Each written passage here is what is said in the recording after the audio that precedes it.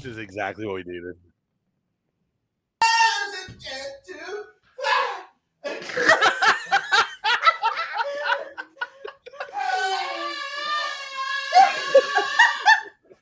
You didn't have to do him like that, Cujo. That's You didn't have so to do him like that. good. Hi, everyone, and welcome to Critical Chronicles. I saw the on-air go live, and I was like, That's so ridiculous. Oh, Thank that's so you for good. the Eat the Wet. That serenade was from our wonderful cast member, your boy Big, also known as Ian. Fuck you. Listen, you guys abuse that Zoom function. I can start the show whenever I want. Not cool. Thank you for the water. Thank you. Hi, everybody.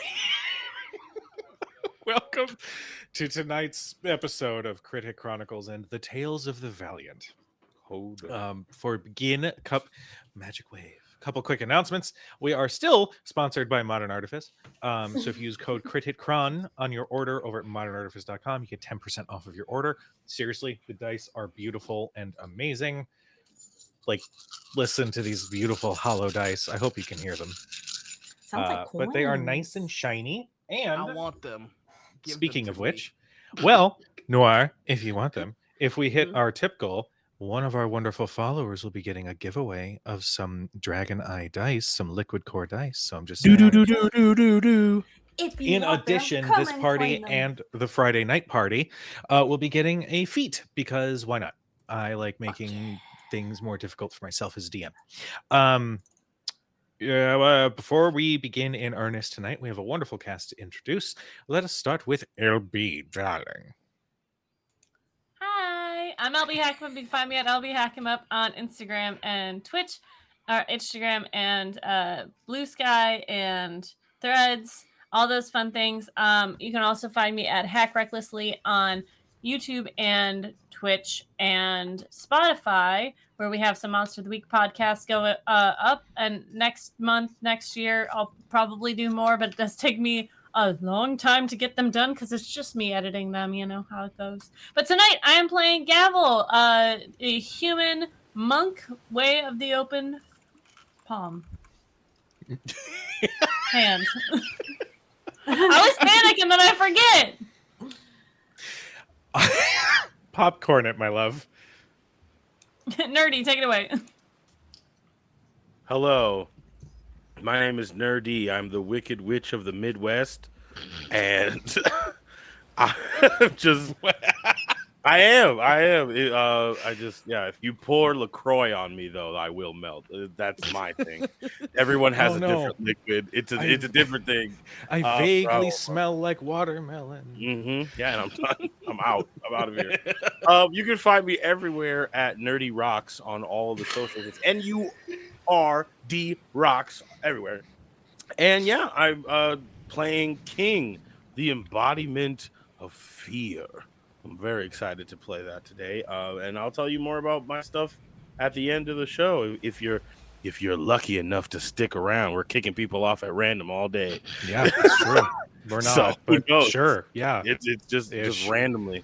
Okay. We have a roulette wheel.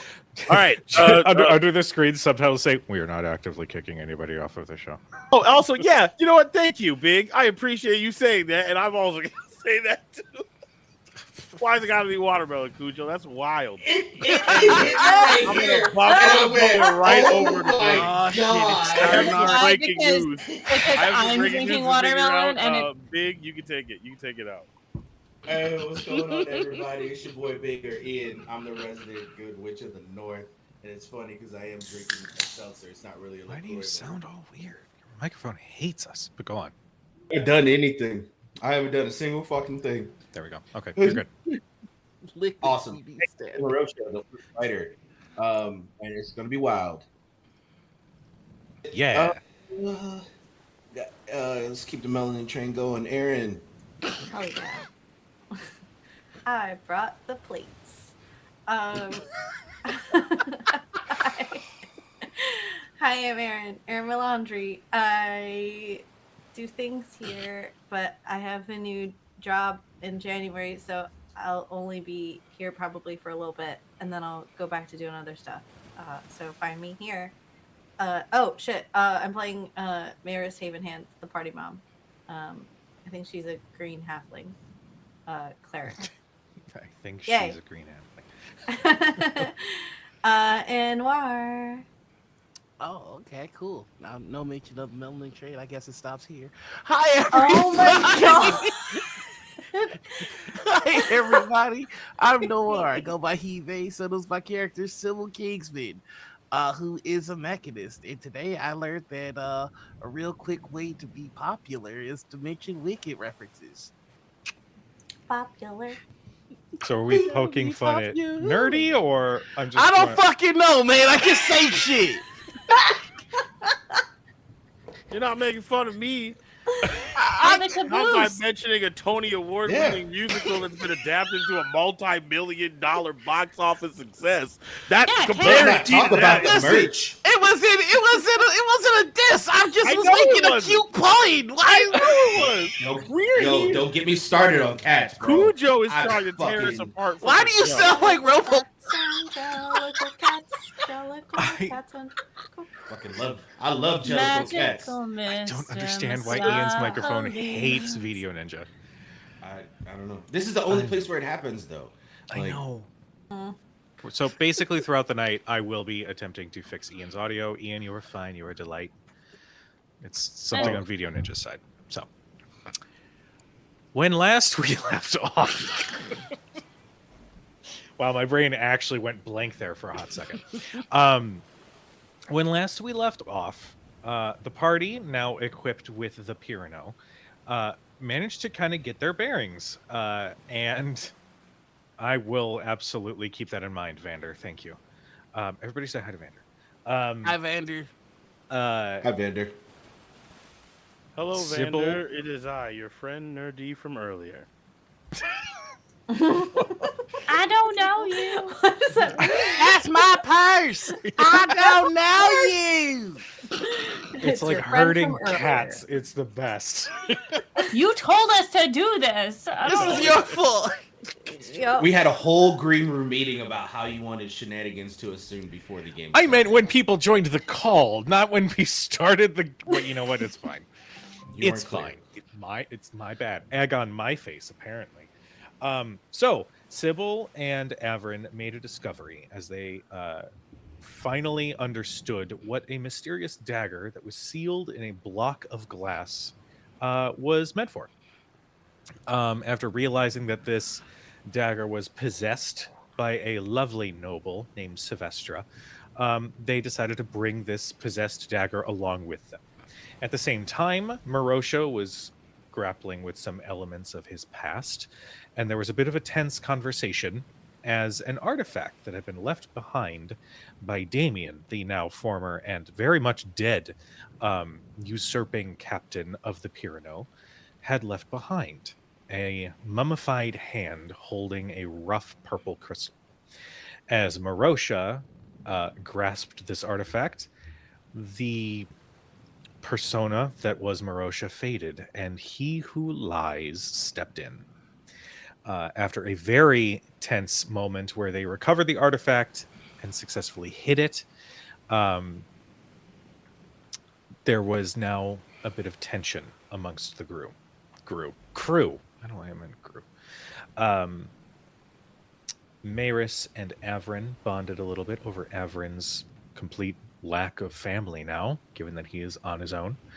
Gavel and Merosha bonded as Merosha was trying to teach Gavel how to sail. Sybil began working on his workshop and made it clear that he will forever be at Merosha's side. And King, well, that's a good question. King, where would we find you on the ship? What would you like to do? I'll give you the floor for a little bit because we missed you last week. Aw, I missed you all too.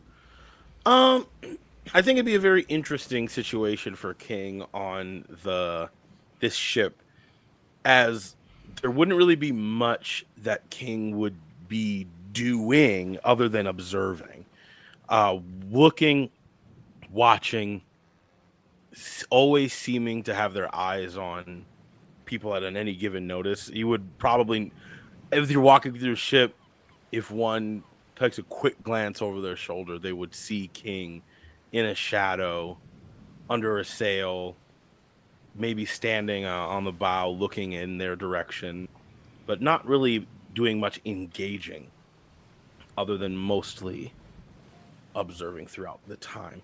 If there is like a room that's their room, I think that's there would be like an ominous sort of energy in said room. I will say that while King isn't doing a whole lot of interacting, a very fun little creature that you would have all, I guess, would have come to know at this point, as the smaller of the two canines that are around King, would be making themselves very much present uh, throughout the ship, running around underfoot, teleporting Okay. around things, demanding to be played with. All right. As one additional note, and we'll say, King, you can kind of overhear some of this conversation, just for continuity's sake. The room that you have elected to sort of linger in is not so far from the captain's quarters, Sure. where you overhear a conversation about a former love of Merosha's that had gone missing. That he didn't know if she was alive or dead. And Maris had offered some assistance in verifying that. Maris had some sort of vision and revealed that she is still alive somewhat. But there's some sort of corruption and she is on her way here. Moments afterwards, you heard Merosha speak with someone who you could hear murmuring in the captain's quarters, a voice you hadn't heard directly. But soon after, if I recall, Merosha went to find King. And here we go. Merosha like goes barreling out of the captain's quarters, and he goes in the direction of King's room, and there's no knocking. Like, he swings open the door, and he just, like, you just see him. I would assume that the light from the outside of the door would peer in, so you just see his shadow, and he stands there and he goes, "I'm through playing. I need to know how to kill a god."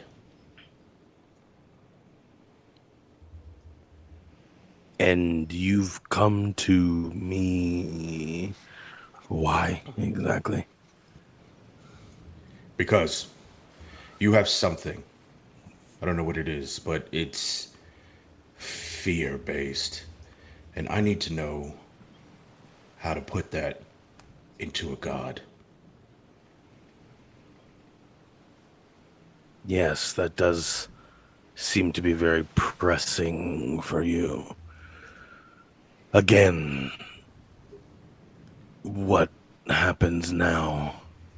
How do you expect this portion to go? I don't know. I don't know. Do we do some type of training montage? Do you give me a riddle? Is there a stone or an item or something? I came to you with the question. If you can't answer it, why are you here?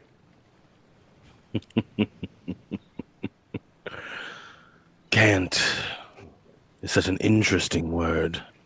Not appropriate for this situation, but interesting. Oh, I'm sorry. So you won't help me. I remember. And King will stand, letting his full 7-foot existence fill the room, takes a step over, and slowly takes his hand out to touch Merosha's side. It doesn't seem violent, but he will, if it is not pushed away, he will touch your body. I kind of imagine that you're across the room Mhm. and it's just like extending towards where Merosha is Yeah, sitting. it's just- It's like, Mm. yeah. Yes. He stands there. I remember we were in a very similar situation, though you were much more exposed. And you wanted my help then, too. and yet you chose to harm yourself, beat your chest, and declare so passionately that you didn't need anything from me. Again, I ask you, why are you in my room, Rabbit? You seem to be confused. This isn't your room. This is my ship. You're merely a guest. I should be asking you this. Why are you on my boat? Because my charge is on your boat.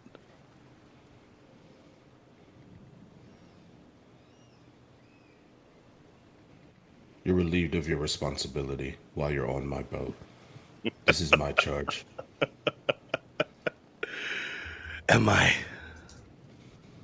Ooh. It- And by what authority would you make such a bold proclamation there, Rabbit? under the authority that I'm the fucking captain.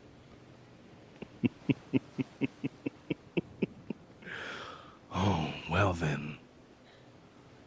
By all means, your floating twigs and twine and tapestry are very impressive. I am in awe. But no, unfortunately, your fancy hat or title is not enough to break this charge. Joke's on you, buddy. I'm not wearing a hat. And he turns around and he goes, like, he looks for Avern now. Avern will probably be in the workshop with Sybil. Probably like, I imagine Sybil has a very specific way that things are set up, and Avern's like, so you don't want this crate in the corner? You want it against the wall? It has to be flush. It has to be flush. There can Okay. be no space in crate and wall. Excuse me. Excuse me. Hi. Yeah. Hi. Avern, Hello, could you Captain. go- Flush? Hey. Okay. Everything okay? Avern, can I stay you for a moment? I'm sorry, Sybil. 1 second. What? No, we were all okay. Okay. Bro, And yeah. he'll set the box down, but there'll be just a little bit of distance between the I'm wall and just the gonna box. go and just adjust it. He keeps He- doing that. He kind of grabs Avern by the shoulder, and it's like how you would direct a child. Like, you know, like, yeah, we're like very direct. Sorry, excuse me. And he goes back to King's room. And as soon as he gets to King's room, he pushes Avern in the room. He goes, "Take your charge and leave." What? All right. Well, little Rabbit, say goodbye to your friends. No.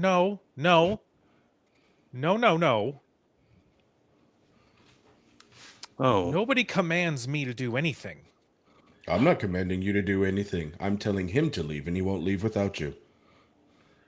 Seems like your issues with him. What? Hold on. Wait. What is the problem here? And he's going to turn and look at King. What did you do? What is happening? I am not quite sure. The captain has come into my quarters demanding something. He made it very clear that he was not asking me.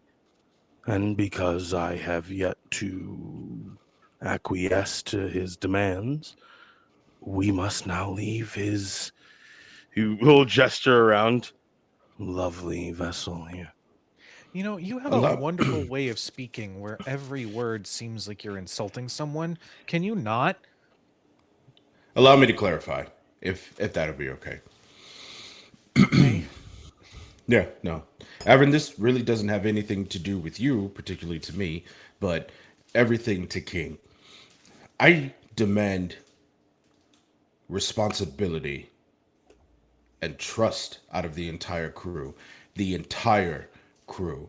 And if there is someone who is not willing to accept that, they can leave. And unfortunately, King is not willing to accept that, or to be a part of this crew, or to help in any of its endeavors. And the only way for them to leave is with you. So Okay, let's back up. What is he not willing to help with? At this point, it's moot because I don't want to run into this again, especially in a situation to where it's needed. So I'm cutting the head off of the snake. Okay, we're gonna calm down for just 2 seconds, please. I'm calm. What moot point was it that King didn't want to assist with? King obviously has a talent, a skill, a power that I need. There is a god on my back, Averin. It's been there for a very long time. Anything that has gone left for me is not because my foot pointed in that direction, it was forced. So I need this off my back, and the closest thing to that is whatever King has access to. And they think it's a game to sit and watch their rabbits scurry along the maze. Well, I'm not fucking running. So he's either on my ship, under my command, or he leaves with you.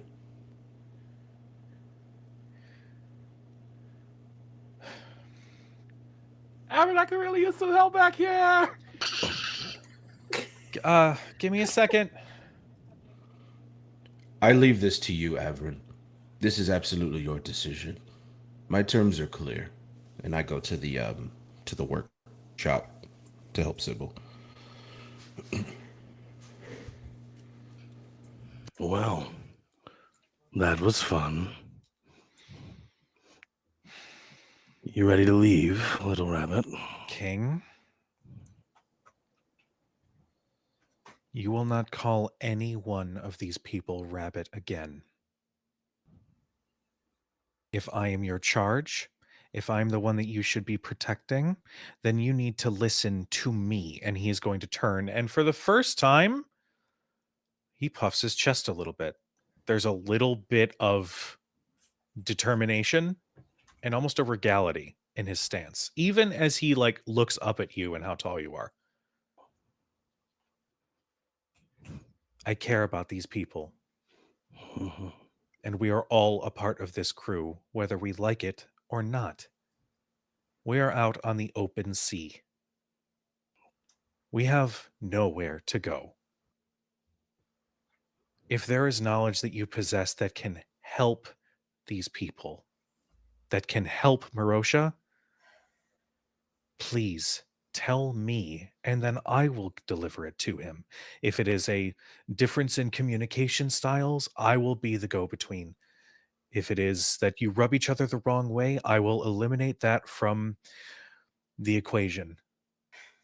But we have to find a way to coexist with these people, and we can't do that if you are constantly poking at their insecurities. I understand that's your nature. You're a being of nightmares. But I need you to see these things from a mortal's perspective, please. I am imploring you to help us. If you are charged with my survival, then as future king of Lothorn, I implore you to please help us.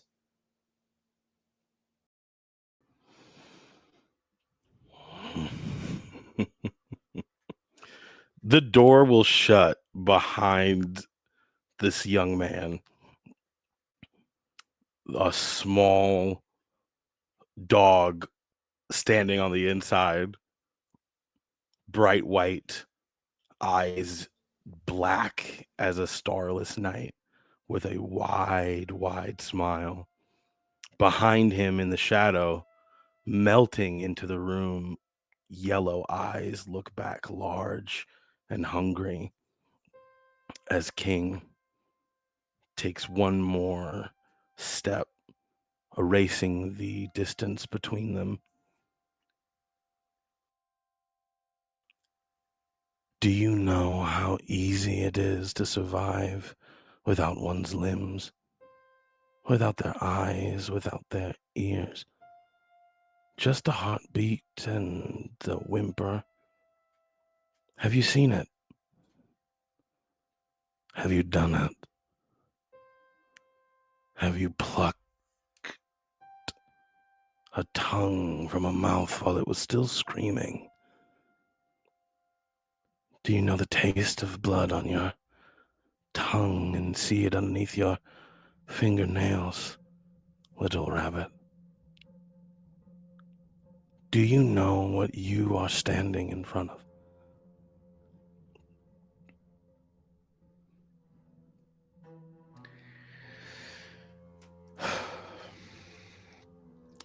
King? Don't. Small, insignificant child. He'll take his hand.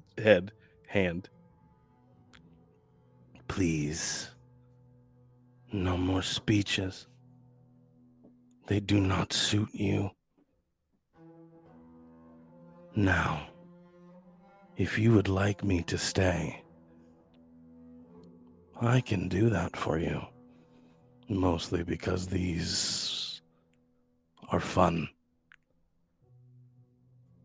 But I'll need you to do two things.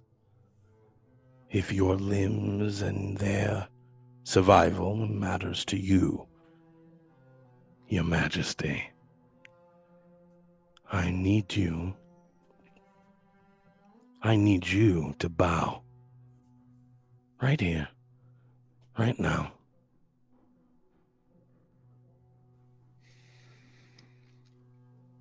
I need you to make a persuasion check. I'm not trying to persuade him. I would like to intimidate him, please. Then roll an intimidation check. Sweet. Get advances. Let me get my dice out here. All right. Just looking confident. That is a 19. So I would like you to know that I rolled a wisdom saving throw for Avrin. ooh. And he is staring you dead in the eyes and says, I'm not afraid of you. Good. Good for you. But this isn't about fear. It's about practicality, King of the Rabbits. You could fight me here and now. You could have them fight me here and now on the open sea with nowhere to go. Or you could bow right here, right now, in a room with no one to see. What is more important to you, Rabbit? Your pride or their lives? Just decide right now. I might be a little young, but I don't believe that there are only two options, violence or bow. This is getting boring. Oh, Child. is it? How unfortunate for you. You have the choice before you. You can make whatever you'd like.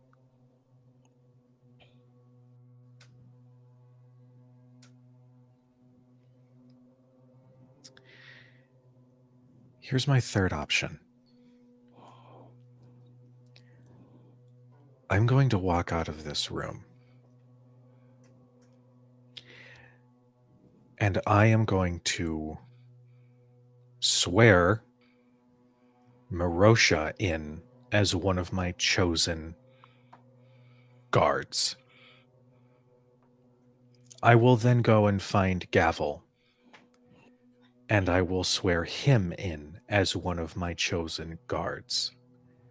And then I will find Maris, and I will swear her in as one of my royal guard. And if that is not enough to satisfy whatever has sent you here, then I don't know what will. Because if you are asking me to choose between the lives of my friends And whether or not that they should fight you, I'll fight at their side. What you do from this point on is your choice. I release you from whatever bond you have to me.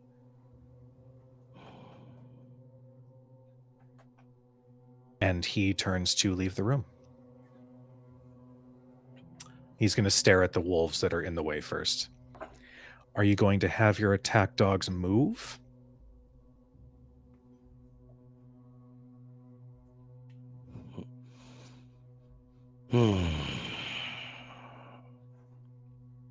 This right here. This will make you a great king, little rabbit. Why? You almost seem like you aren't in a place that you could die right now. Go. Put together your kingdom of rabbits. I look forward to their jubilation as being one of your guards. I'm sure they'll love being your objects. You'll let the dogs move out the way? The term is subjects. And unlike, I'm sure, the many monarchs that you have seen in your life, I treat my friends with respect, which is a skill that I hope that one day you learn. Oh, yes. Many kings say that. Enjoy your property. Averin walks out of the room. He then walks over to Sybil's workshop. You two, I need you on deck. I need to find Maris and whoever else is on this ship. Right. He's just Cover. adjusting one more.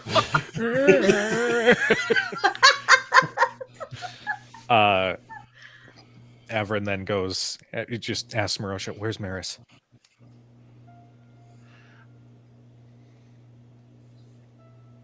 I don't know. Okay. And he just power walks. I can't help but notice that there seems to be some amount of tension.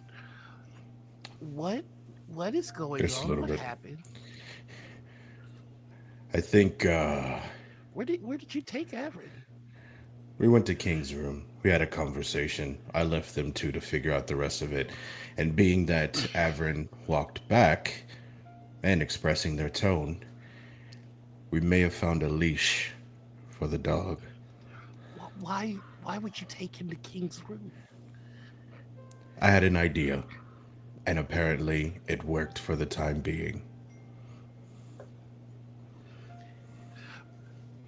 I am going to ask you something as a friend. Sure. Whatever you got going on, I'm not going to dig. I respect it. Just we have to be careful with Averin. You know, I know. I'm not much of a knight, but I swore an oath. We can't take him to the room with wolves and close the door. Sybil, this conversation you and I are having, I'm getting a bit of deja vu, because it's the exact conversation I had with Maris when you decided to go to your father about Averin. And she said the same thing. And you know what I said? You're not wrong. I know. And it's not easy. That But I'm happy you were able to see this side of the conversation. you're not wrong, but you're not right. You're somewhere in the middle. Yeah, usually. Are you okay? No, I'm not. Why would he be? You can hear Sybil, a voice, sourceless in the room. A voice that sounds somewhat familiar. as being the voice that came out of Merosha after he touched the artifact for a moment. Yeah, that's not one of my voices. That's one of yours. Huh. Oh, I have so many questions. Merosha, you should. Avern's looking for people. You should go help him. I've just had an exciting development. I'd like to go to my workshop. And he's just gonna make a Quick snap cut to Maris. Where do we find you? Who knows? I'm gonna say, what time was it? We're gonna say it's approaching like evening. It's clobbering Dinner. time. She's making she's making dinner. Yep. Ow. Maris, are you okay? Yes. Sorry. Yes. No, it's just very short. Maris, you feel Captain in your collar. The teeny little spirit friend is trembling. What's wrong? What's wrong? What's wrong? And you hear a voice. Oh, yes. Maris, right?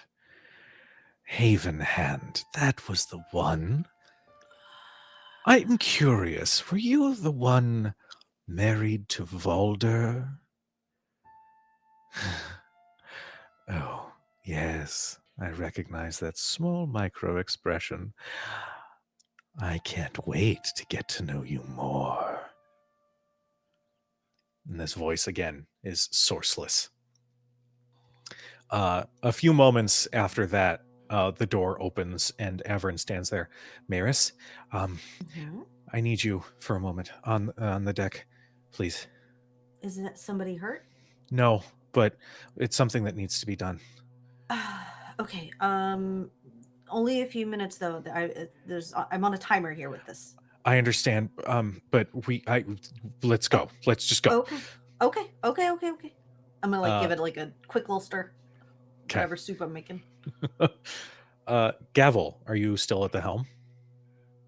Yes. Okay. Avrin steps out onto the deck with Maris close behind. The sails.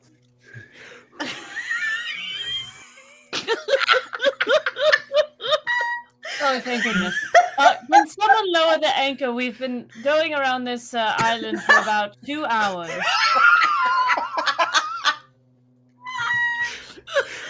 Wow. You've been going in a circle. I don't know how to stop. You said someone will lower the anchor, but no one's been up here. You're supposed to let us know. There's no stars. Are you now? Okay, hold the fuck up. I Just can hold that Tokyo very drifting well. around an island. Hey, look at that I tree. wasn't being Hey, look circle. at that tree. I don't know how to slow down either, so I've just been going the same. I'll say speed. you've been keeping a distance as Yeah. you see the fog that I don't know hovers around this how island. much rocks and stuff. Exactly. I don't want to mess with that shit. So, Jesus Christ. Filber like steps out. Sorry. Just that whole scenario is really funny to me. Filber goes and like starts lowering the sails, or sorry, raising the sails and whatnot, and then lowers the anchor so that the ship slows to a stop. As this happens, Avrin approaches you. Sir Gavel? Yes. I need you for a moment. Please join me on deck.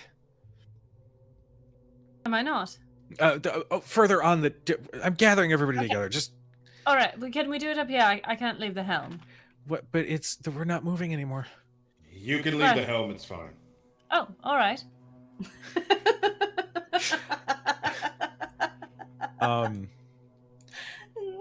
Avrin assembles all of you and then produces the book and starts flipping through the pages.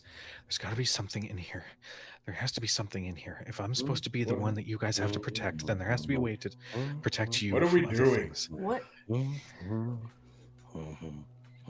Okay, I've made a decision, and it involves King and Merosha. I understand. And in order for me to sever whatever tie he might have with me, I just have to designate you all as my protectors. Maybe something divine, something that'll get their attention, so that whatever it is will get off our backs. Um, Oh, I cannot be a protector. I don't want I to mean, be. are you talking about swearing oaths? yes. Oh, I've already sworn an oath. To what oath have you sworn? Oh, to my people. Why this one's not going to overwrite that one? Well, I shouldn't assume. the Temple of the Twisted Fist has been taken. That is my priority. The Temple of the what? And I would The ensure Twisted that Fist. Oh, didn't know. I would ensure that goal is fulfilled. This is what I'm asking you here is I mean to make you all my royal guard by some divine right or another, so that whatever is out there that is drawing King here will free him of his duty, so that he won't torment anybody anymore. Who's he tormenting? It's not important.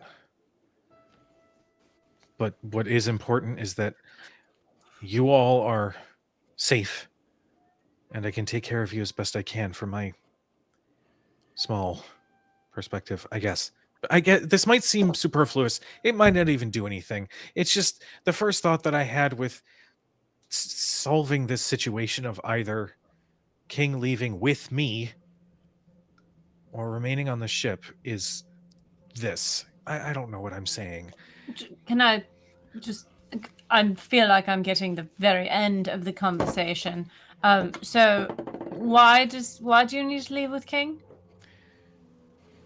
Well, Merosha made it clear that King was actively refusing to assist with this divine that seems to be attached to him in some way. Yep.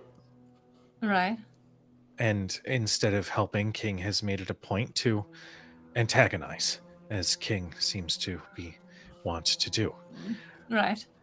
And so the order was either assist or leave.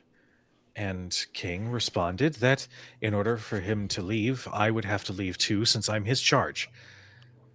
So I tried to talk to King and help to relieve him of that, but apparently that's not enough. He Right. So wanted me to Merosha's bow. being right. So Merosha's being stubborn and is trying to kick you off the ship. Whoa, hold on, hold on. How am I being stubborn?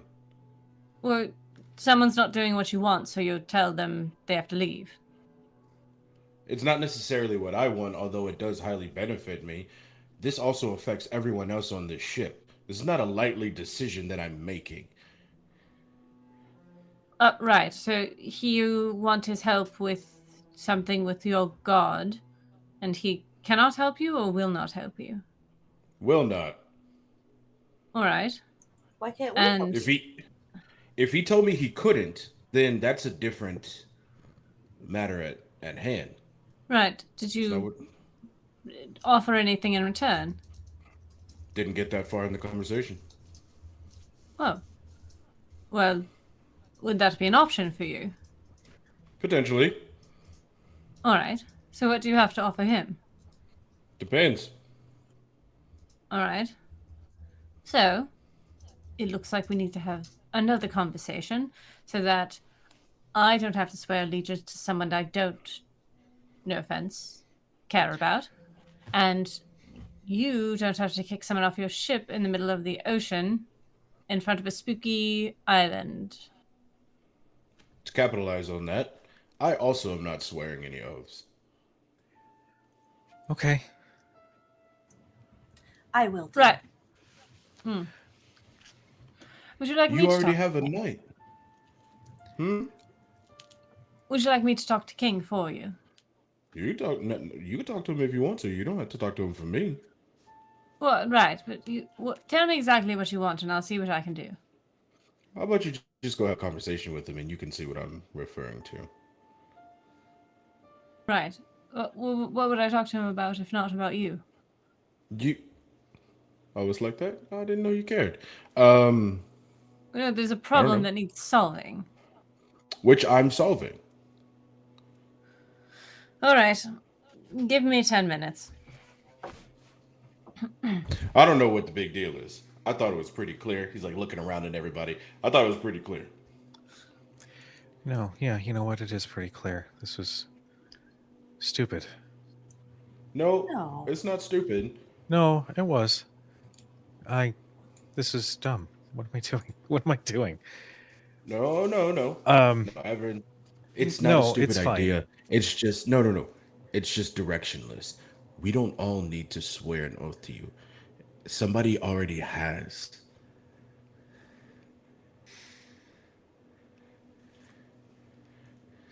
I really will swear an oath if you need me to. No, I shouldn't be making anybody do anything. That's literally the opposite of what I was You're not thinking I was going to try making and do. me, dear. It's fine. It's fine. Merosha, Captain Merosha, if this is what, if this doesn't resolve, then we can find a way to figure this out. If you need King gone and that's the only way, then I'm sure it'll be fine. We'll figure something out. It'll be Yeah, okay. it'll be fine. Also, you already have a guard. Sybil swore himself to you some time ago. And Yeah. honestly, that's probably the best option you have. It's the best option out of all of us, to be Yeah. frank. I guess I just wanted to make sure you all were in the same standing. It's We fine. are. It's cool. I'm gonna go. Sybil needs some help in his workshop. I'm gonna go and help him, and he kind of pushes past you, Merosha. Look at Maris. Did I do something wrong? No. Maybe I should talk to him. Before that happens, King. As he's walking towards the shop, you're gonna see King in the hallway, and he's gonna look at him and say, "Oh, Your Majesty, you're back. Tell me, did making your friends swear to serve you for the rest of their life not work out?" I was going to go talk to you first. Oh Yeah, yeah, we'll he's just sitting. He's gonna let him go by. He's not gonna stop him. Yeah, Everin does not give you any reaction. Go ahead, Gavel. King, Ah, yes. The Hello. blank one. Hello. right. So I heard there's been a miscommunication or there was a conversation that did not go well. I'm here to Yeah. understand. Congratulations, Rabbit. What exactly So- would you like to understand? Well, Merosha asked for a favor. No. Right. What did he do? Merosha demanded something of me. When I asked him, "Are you asking me or telling me?"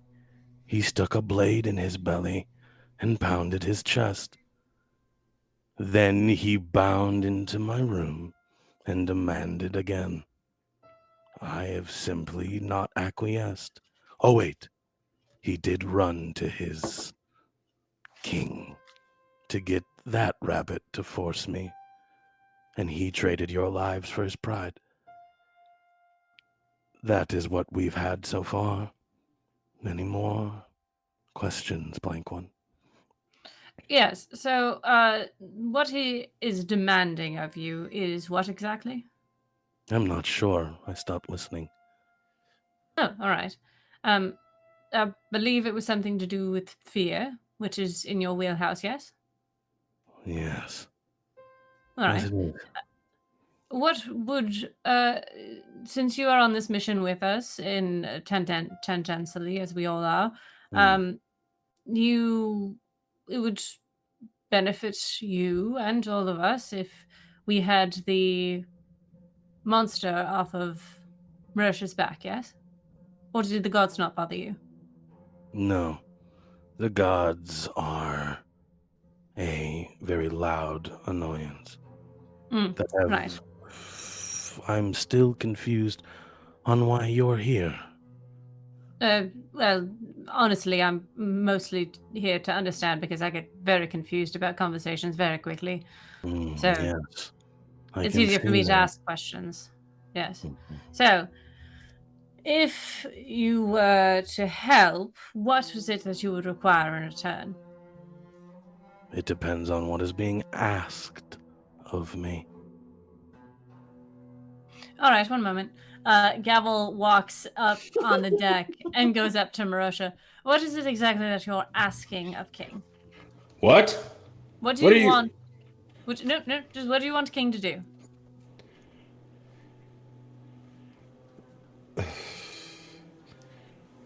I like he's Merosha's looking at you, Gavel, like I don't want to talk to you about this. But Well, okay. clearly your conversation. Well, I guess Gavel wouldn't pick up on that, so he's just standing there Yeah. waiting for your response. Yeah. I need what King has. He's harnessed fear in quite a way that I think will be able to strengthen me to get rid of he who lies. All right. Do you have a specific way that you want him to do this, or is it an infusion of Gavel, power? What? Gavel, I don't know what he's got. I asked him, is All there a right. stone? Is there a All right. training montage? I asked him. And All right. he went and All he right. was all like, little rabbit. And then he started humming again, which is annoying. Wait. He thinks we can't hear it, but we can hear it. Right. Well, obviously. Okay. Hold on. Gavel goes downstairs, back to King. All right. So, from what I understand, you harness fear in a certain way. Yes. You Yeah. use fear against people. Sure. All right. How do you do that? Is there a pact that you've made? Is it a stone? Is it a... Oh, you are funny, blank one.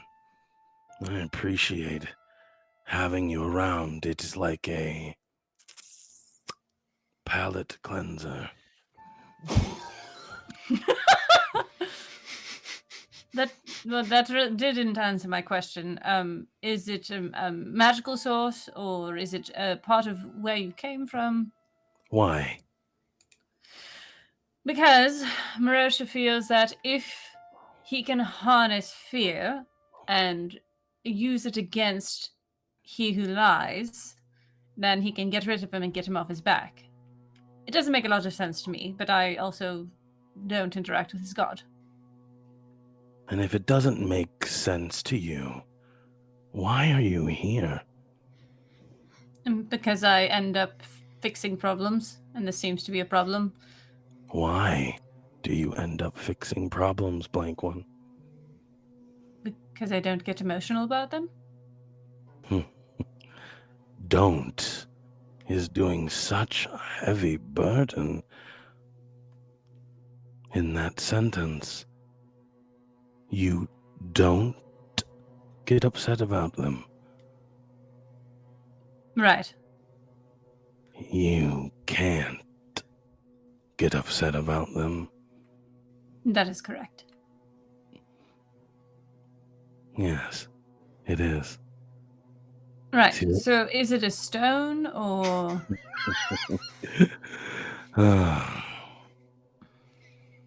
What do you think happens? What do you think happens to you when they find out About what? about how you see them?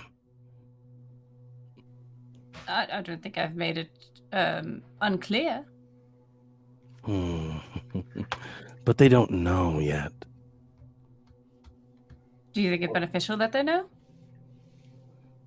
I think it would definitely behoove you to never let them know, actually, which I think you know. You're not the first blank one.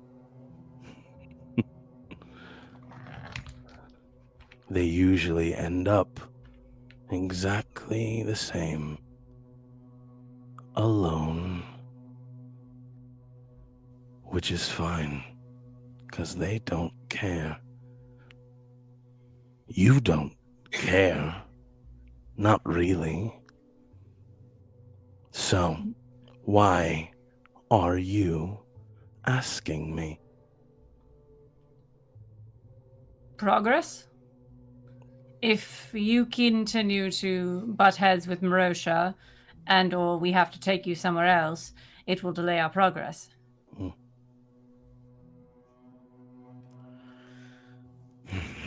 I like this game. All right, blank one. Bow. You see him put his hands on his side, and he does a bow. And then he kind of like puts his hands up. Is there a purpose? No. Just wanted to show them how easy it is when you don't have so much pride in the way. That's what makes you fun, blank one. I'm glad you like that. But can your fear affect a god? Possibly. Right. So if you were to teach Merosha, I'm still unclear as to how your magic works. So if you were to teach Merosha how to do it, or affect the god yourself, what would you want in return? Honestly, to strike fear into the heart of a divine being is just its own reward for most of it. But, blank one, I have yet to be asked. I'm sorry, am I being unclear that I'm asking currently? You are not the one who needs my services, blank one. Right. Oh, I'm sorry. So you want Merosha to ask instead of demanding? I have made that pretty clear. Well, I'm it's not not so pretty- much what I want. I have everything I want currently. All right. So if Merosha asks you if you will help him in this regard, you will? So far, his demanding has gotten him embarrassed.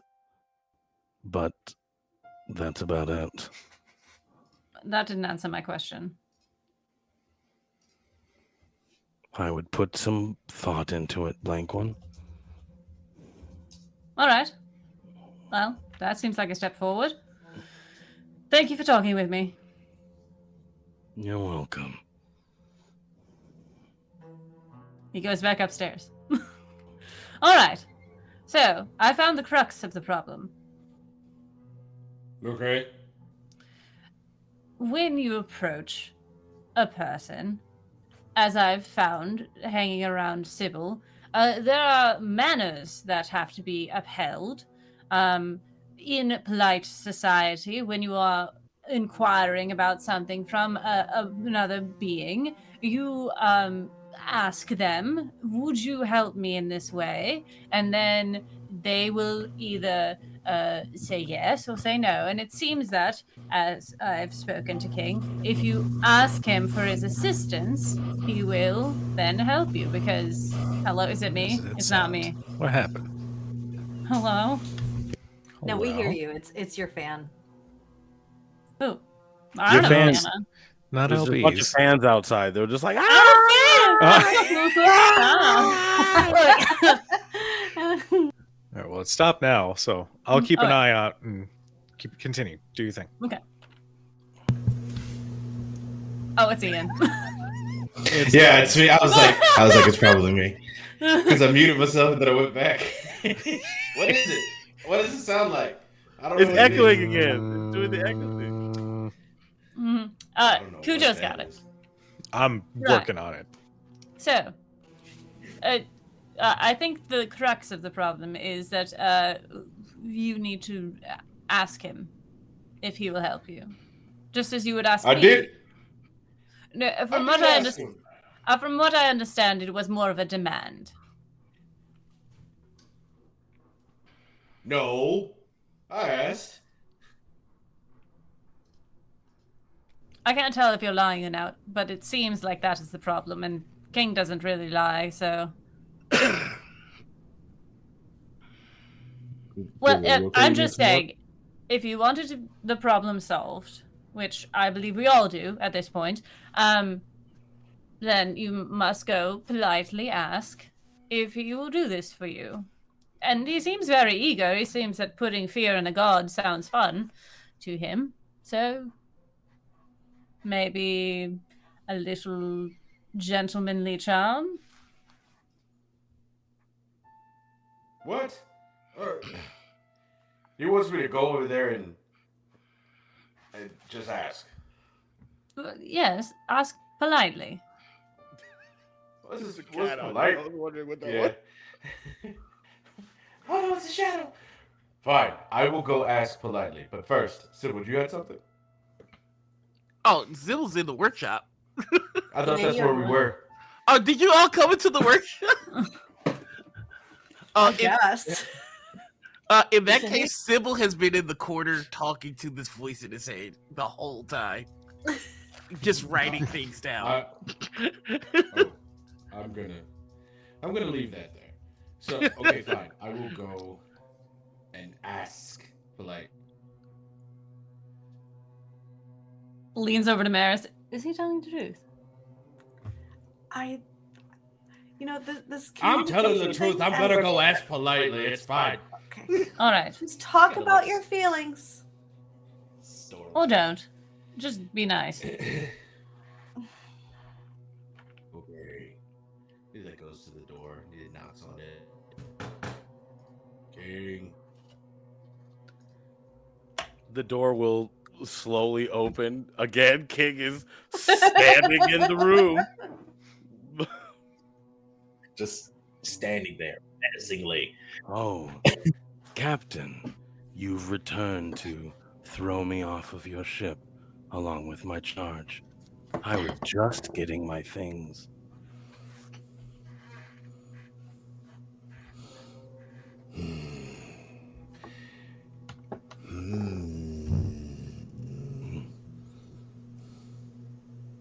I don't like you. There's no, there's nothing about you that I enjoy in this current moment. The fact that you are on my ship makes me physically ill. But I unfortunately need your help.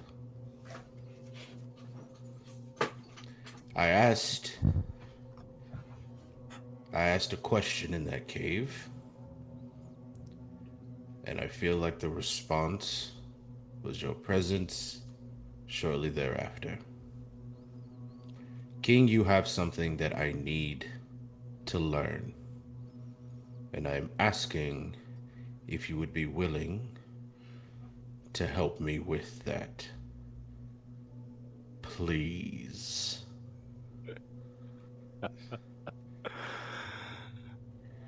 King will again make his way over to Merosha, looking down at the hardened pirate captain.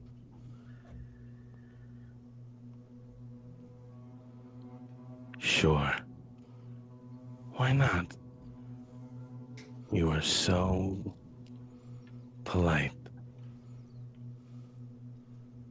I'll have to check with my charge, however, as they seem to believe that they are also leaving. No, I will handle that for you. For what are friends for? That is very kind of you. I would hate to get between you and your new sworn lord. He informed me that that was his desire. I'm so excited to hear that you're joining the monarchy, pirate captain. I'm not. That seems strange. The little rabbit was King, very insistent. I feel like you knew that. Interesting. Well, Pleasure. oh, and one more thing. He'll take another step, and again, he'll put his hand out and say, "The small one with the many funerals. She might have something for your stomach, seeing how you feel sick."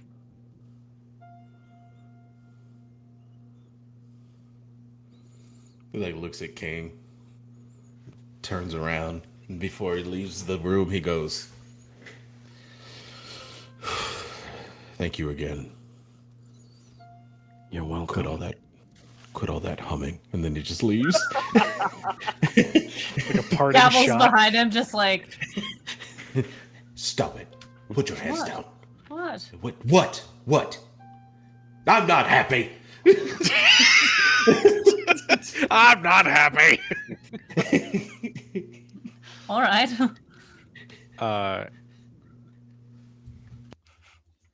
Before we continue, Sybil, Yes. you are alone in your workshop. All right, Felice, are you still there? Yeah. Oh, I never leave. What questions do you have, little Kingsman? You know, you and King both do that. You call people little. There are a lot of important things that are little, but that's not important. I'm already bored.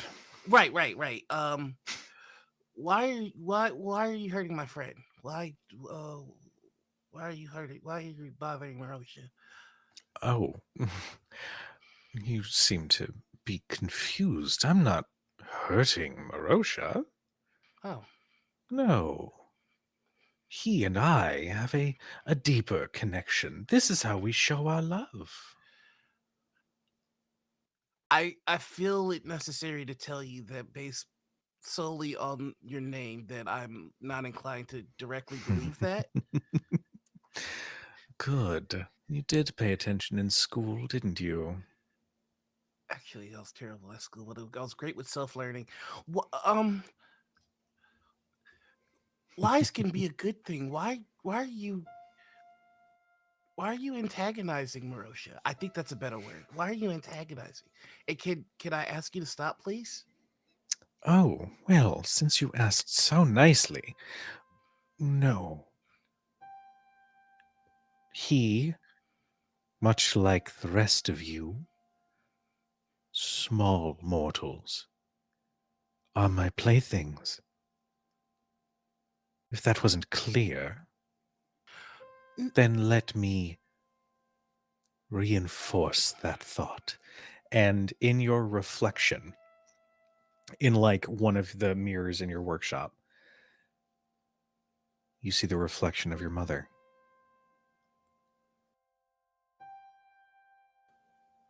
Sybil?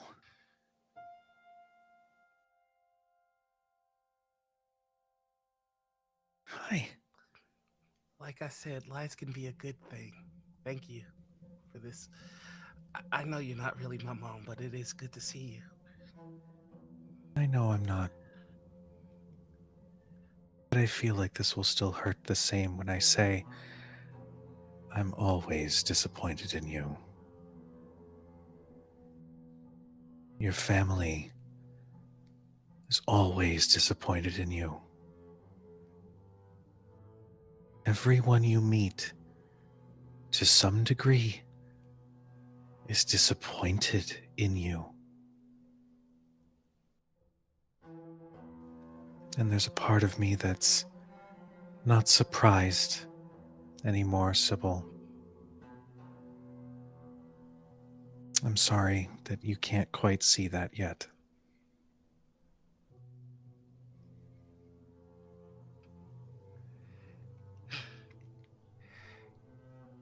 You want to know something funny? Hmm.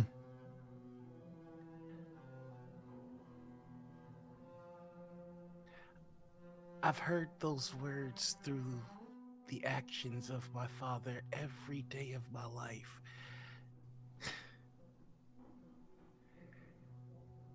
Now, if you were to have appeared as him and said those words, that would be one thing, but your name is He Who Lies, and you had to wear her skin to say those words. Can you speak a lie in the form of somebody in which your words would be the truth? Can you say those words as my father? Because that would be the truth, but not her. In fact, it's kind of refreshing that you had to wear her face. That means that she would never say that because you're a liar.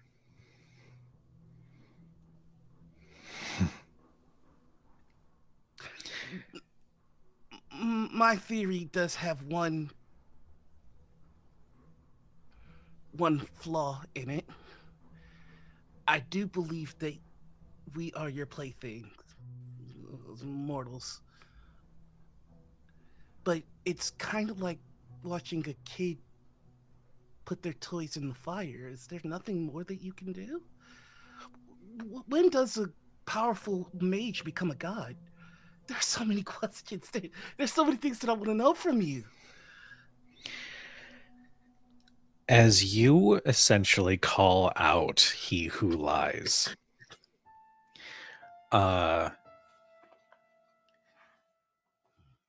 there is this moment of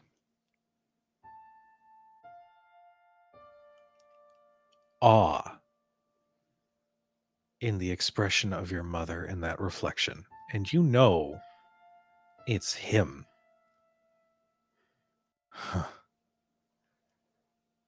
Well, interesting. Well, I suppose I'll just have to sow my discord somehow differently for you. Merosha is easy to play, but you are different. It's your name. I'm familiar with lies. If you're the god of it, then you should know all the lies that I tell myself. I still don't think that this armor will ever be enough, but I tell myself every day.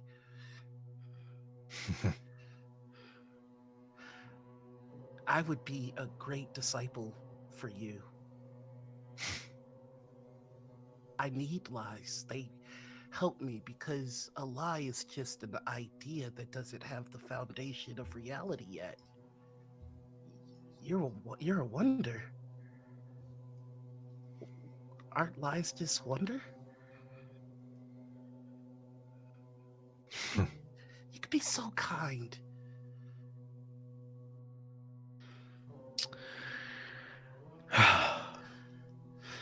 You know what? You're right. Yeah? I Oh, could wait. be.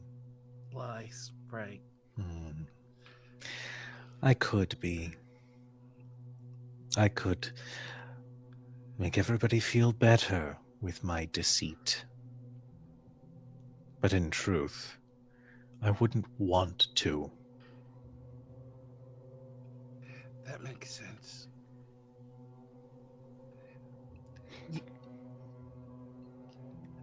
You might smite me for saying this, and you would be well within your right. Not sure about ability, but right. Um, I had a conversation with another deity, I think. I don't really believe in gods like that, but she who binds the truth, I think they would be your enemy. And it got me wondering that if I had to choose whose life to live, yours or hers, it would be hers. Truth lasts forever, but lies, they always get found out and eventually become truth. You're destined to lose. Oh, child. If there's one thing you should never do, it would be to insult or threaten a divine. It's at this point I would like everybody to make a dexterity saving throw. Yeah. Sorry. Oh, oh boy. Ew, boy. Oh god. Dexterity saving throw. Am I fucked? Am I Am I fucked? Dexterity's Ooh, I'm fucked. Oh, me too. I got a 6. Okay. Damn, we don't have any luck because we spent it on last episode. 17. I have a question. I have an answer. Is this just so happen to be boat based? Yeah. I mean, it's my boat. Best. It is your boat. Bat fast. Would I get advantage? Like the creek in the woods sounds off. There's a scent in the air that smells off. I will give you advantage, but it is not actually because of your boat. It is because of who is doing something to your boat. I should have rolled physical dice. Fuck! That was 2 18s and a 20 when I rolled a goddamn 9 on the goddamn VTT. Okay, cool. All right. What did everybody get? An 11. Okay. 15. 17. Okay. 24. Okay. Jeez. The smoke and the 24, nothing but respect and gavel. Like a cat. There's. Huh. I got a 6. Okay. And the DC was 15. Anybody who got a below a 15, you are going to take 15 points of bludgeoning damage. And the ship rocks like harshly as something slams against it under the water. For those who succeeded, you are only going to take 7. But those who failed are also knocked prone as the ship lurches to the side. And is this bludgeoning damage, I'm assuming? Yes, it is bludgeoning. Sweet. Anybody still above deck can see something large under the water. You see the waves sort of crest and move around. Gavel was like moving below deck, and as the ship rocks, he like pitches his foot off the wall and like gathers himself and runs up, and he's running up to the deck of the ship, and he's like, "I knew I shouldn't have left the wheel."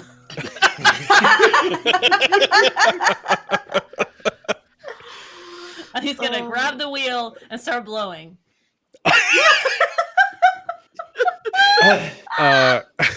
Sybil, just as a note, the image We've of your all been mother on is that no ship, am longer I in that right? mirror. Hey. What was that? What happened? Continue on with you. I was being foolish. Oh, okay. Well, thank you, darling. Real quick, before we move on, I put something in Discord, but I do want to make sure. Quick vibe check. How are we doing? Oh, Everybody loving good? it. I love Outside of that, everybody. outside of that watermelon crack earlier, I'm feeling Fucking- pretty good. It was all subliminal. It was all subliminal. You know what? Oh snap! LB's in it too. I didn't know. Oh shit, Melon. Cujo is doing the Yeah. eyebrow Melon. thing. Melanin. Fair enough, No, fair I enough, just gotta fair enough. find. Yep, there it is. Okay, that's one doom point that I have. I've been on Oh, my no, best the- behavior. Oh no, the Oh. deadly kraken has 500 hit points now. Fuck. Oh no! I just gave myself a doom point. Something that has yet to come up in this campaign as a Doom. mechanic, but it's fine. So, what do you guys do? The anchor is lowered, the sails are raised. You guys are a few hundred feet or so from the edge of where that fog begins, and something's in the water. What do you guys do? Sybil's Get gonna in the pray for the water. second time in his life. Guys, I just got 2 fucking LB. Maris rolled down the entire length of the hallway down below deck with my 6. I imagine Gavel did like a parkour on top, like over her, and she just rolled like back down the hall. She's fine. So- She's small. Yeah, so I'll come up eventually. I got my staff though. I'm ready to fucking rock. Okay. What are the rest of you guys doing? I'm armoring up, praying to God, and then going up top side. Okay. And he is praying to He Who Buys the Truth. Okay. Interesting. Merosha, King.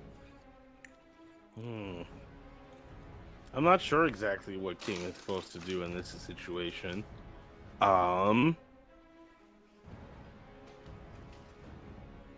I think King will go. We're below deck right now, right? Yeah.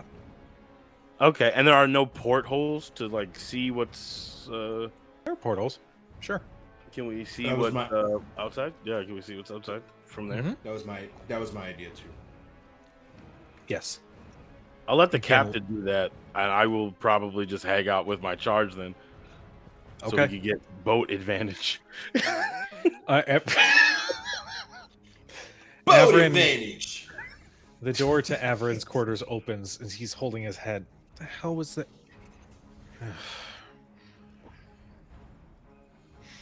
Come to gloat more. What? Oh, Not currently, no. Can we not gloat in the future, please? That depends, Rabbit, on whether we survive whatever is happening now. And by we, I mean you and me. Okay. All right. He'll turn and leave the large book in his quarters, close the door, and then follow King wherever King leads. I'm waiting to hear what we're getting attacked by. At that point, like after that conversation, you just kind of see Merosha Jack Sparrowing across the middle deck. He's just like, something hit the boat. Not my ship! Not my ship! Not my ship! Not my ship! Sybil will run to Merosha and go, this is my fault! This is my fault! I'm sorry! I'm sorry! What did you do? What did you do to my boat? Oh, no! Well, I didn't do anything to the boat. I had a conversation with He Who Lies and it did not go... I thought it went well. What did you do to my boat? The ship's not moving. I don't know what to do. It's not moving. As Maris you comes all... in- Oh, go ahead. Maris comes in. She's like, the soup is ruined. That was the stupid rude and you did it to my boat. I'm so overstimulated.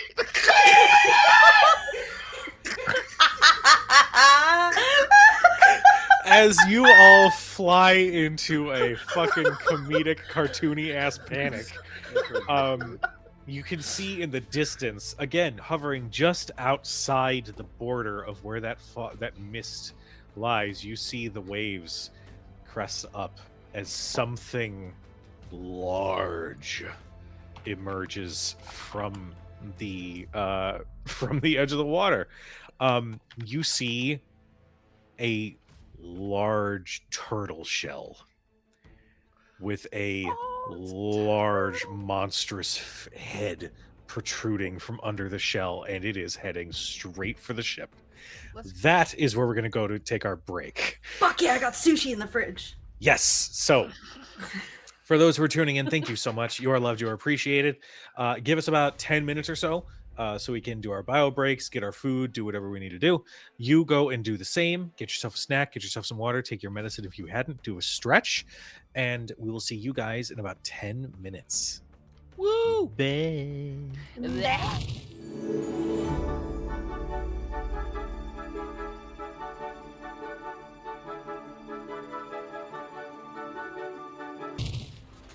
Hello, I only follow everyone. one god.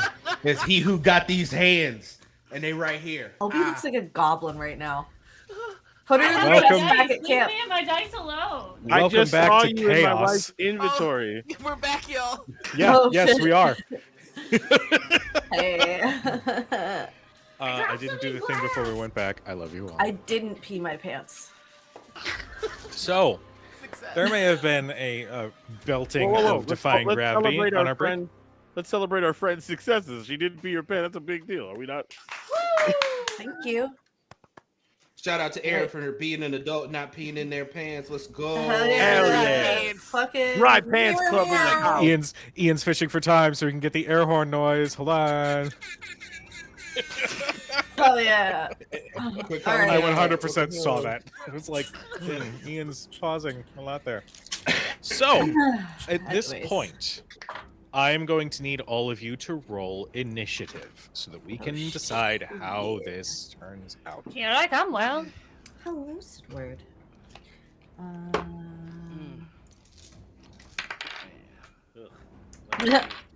A 6. Oh, well, shit.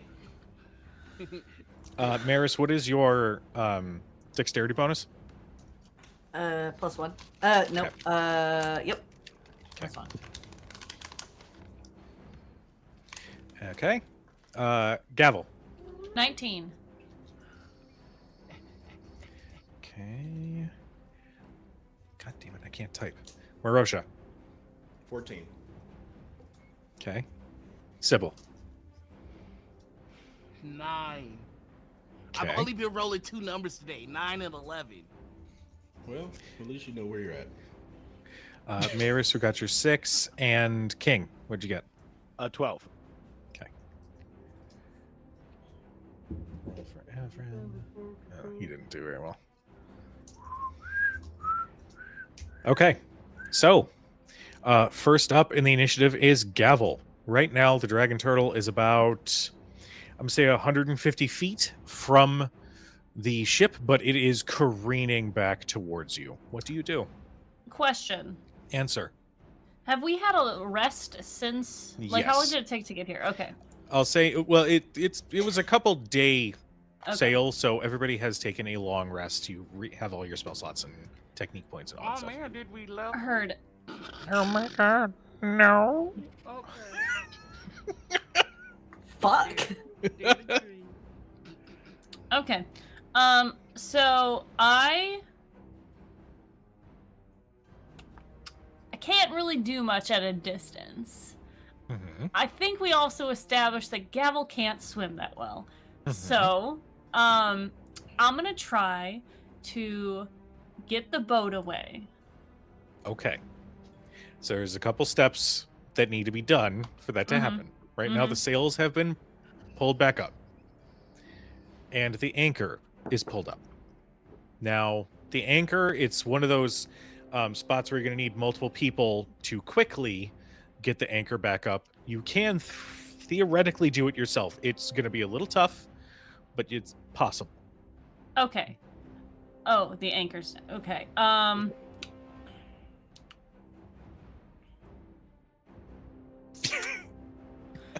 So I need I a have a gif move of that that's- thinking face. You got this, buddy. Keep going. I have a skill that's called Step of the Wind. How Yes, you do. literal is that? It enables you to dash after you use a technique point. It's you're Right. using a bonus Or- action to dash or using a technique- disengage. or disengage. Right. But you gotta blow on your feet. Is there any wind involved in it? No, it is Okay. just the name of the ability. That's a silly name. All right, what Gavel's gonna do is he's gonna go down to where the anchor wheel is, Mhm. and he is going to center himself, and then start doing as he did in training, and just and like hit it so that it starts spinning. Okay, interesting. I've punched a lot of trees. You have. Okay, here's how I'm Because I gonna don't roll think I this. have the strength to pull this up on myself. This is fair. So you're using the momentum. Mhm. So here's what I'm gonna say.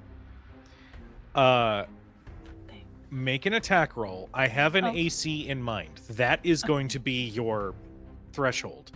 This is not going to be a one and done. This is probably going to take a couple of rounds or strikes, successful strikes to do this. Okay. Hello. Quick question before you roll LB. Who's next in the initiative order, Cujo? Up next. Hold. Up next is you, actually. Would you, and LB, you tell me if you're comfortable with this too, combo move to assist with getting that anchor up? I'm fine with this. Okay. Yeah. What do you need? So, am I giving him the help action by doing this, or do you still want me to make an attack? Tell me what is the idea of you guys working together on this, and we'll resolve mechanics after that. So basically, you'll see Gavel run to the wheel. Yeah. I think I have to hit it because I can't strength myself away from this. I can start pushing, but I am a twink.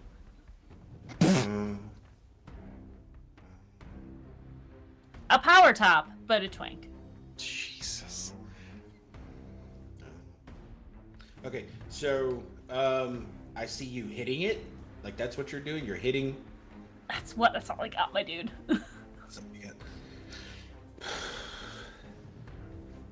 Kind of like one of those very dangerous playground merry-go-rounds. Like as Gavel's hitting it, Merosha's just like, ah! Okay. Yeah. Jesus. Okay. Gavel, go ahead and make your strikes. I've lowered the DC. Okay. Because Merosha is actively helping to keep the momentum going. 16. That'll hit. Don't worry about damage. Okay. Just go ahead. However many you want to give. That was less. She's so sad. 12. That one is not going to add to the momentum. You're starting it, but you're going to need a couple more hits in order to finish bringing up the anchor. Okie dokie. I'll flurry of blows that. Why not? Okay. Make 2 more strikes. Okay. Okay, that's 19. Okay. And 16. Okay. Those are going to hit as well. At this point, I know it takes a little bit longer. I'm using Sea of Thieves in my brain. Right now, you're about like 50% of the way lifting the anchor. Merosha, you are actively working to assist that. I don't want to take your action economy away, so why don't you give me an athletics check? We'll say that this is your part of your action in the initiative count.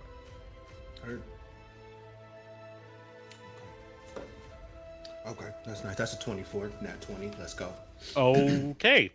With a nat 20, as you... Sorry, it just hit me the face you were making as you did that. As Gavel is continuing to add more momentum, your body, just the strength behind it, you quickly pull the anchor up the rest of the way. The two of you get it done within a matter of just a few seconds. To the point where Filbert up on by the helm is like, how the fuck did you do that? I'm gonna use the rest of my movement to go up to the helm and be like, oh, okay, Filbert, move out of the way. King, what's up? Who the hell is Filbert? Oh, he doesn't know. Oh, my sweet baby bird. As you, like, you know what? And Filbert's here, and everyone's like, "Yeah," and I'm like, "I'm sorry." Yeah. Filbert is a gnome, a very kind of old gnome who's acting a lot older than he should, and is a dedicated member of the crew. Okay. Well, cool. I'm glad that I got to meet Filbert. Who the hell is Filbert? So, cool. We'll talk about Filbert more after the danger is past. No, That's entirely fair. Nerdy, ask the question in the king voice. Ask the question in the king voice. Who the hell is Filbert? You're welcome, chat. I like the idea that King has not noticed Filbert this whole time. Oh, 100%. He's 8 feet he's tall. Probably not Filbert's interesting. like 3. He just like looks over him. Who is Filbert? That's Filbert. is aggressively old. Now, I love the young people. So Cujo, I assume that was. So I have 2 attacks per action now. Okay. So would you assume getting the thing all the way up are both of my attacks? I would say that would be your action to do so, yes. That would be my action. All right, solid. Yeah. And then just movement to the hill. Okay. Up next we have King. Cool. You said this thing is still under the water, correct? It is just breaking the surface and careening towards the ship. So I'd say it's definitely visible at this point. And you're telling me that the ship is just almost out of its way, or the anchor is just almost up? Oh, the anchor has been pulled up at this point. Okay. King is going to help move the ship away so that the big thing does not crash into it. Okay. How do you plan on doing that? I am going to do that is I will be blowing onto the sails with a gust of wind that will move the ship that way. And One problem. Oh, what? I'm totally on board with this. That's a fantastic idea. The sails have been pulled up. So they would need to be lowered in order to sails. do the thing. Well, then in that case, I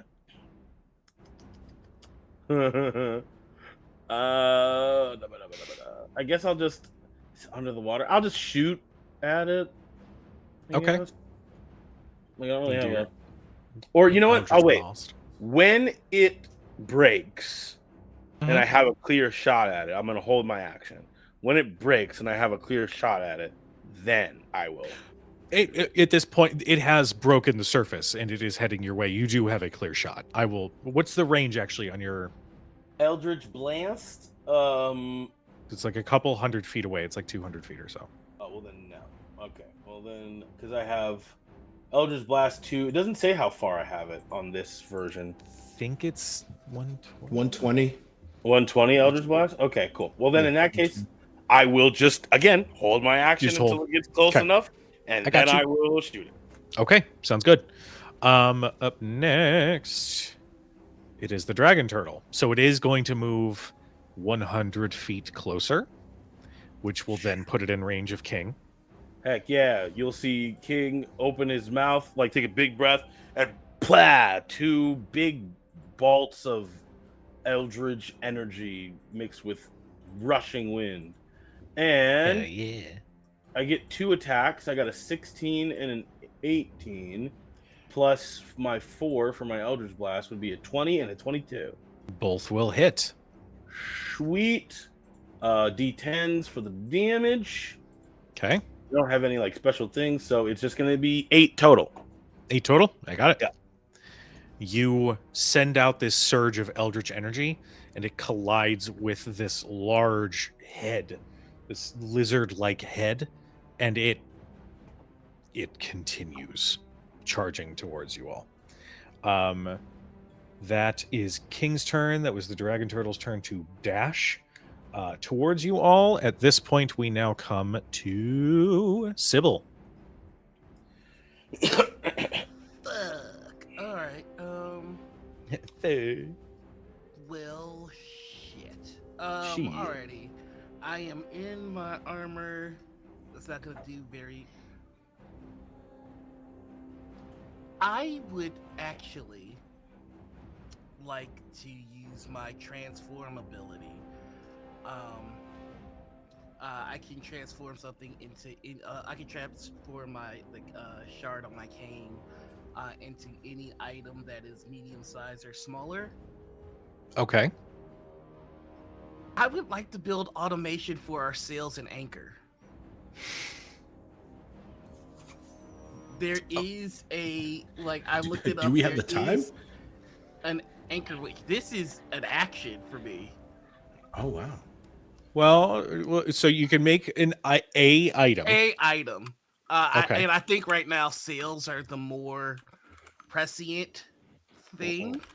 Okay. So I would like to make basically for whoever's at helm, a way for them to control the sails, put them up, down, change direction, that kind of deal.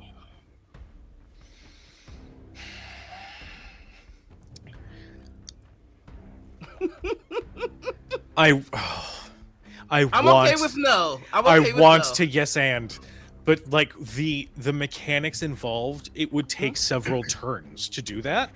Okay.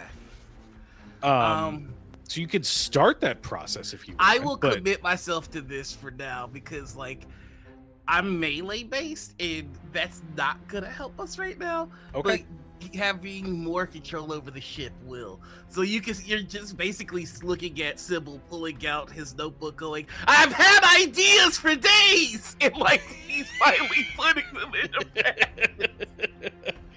I love Sybil so much. All right. I'll tell you what. Go ahead, make me. Do you have like you should have a tinkering check, I believe. Ooh, my tinkering check is yes, I do. Go ahead and make that for me.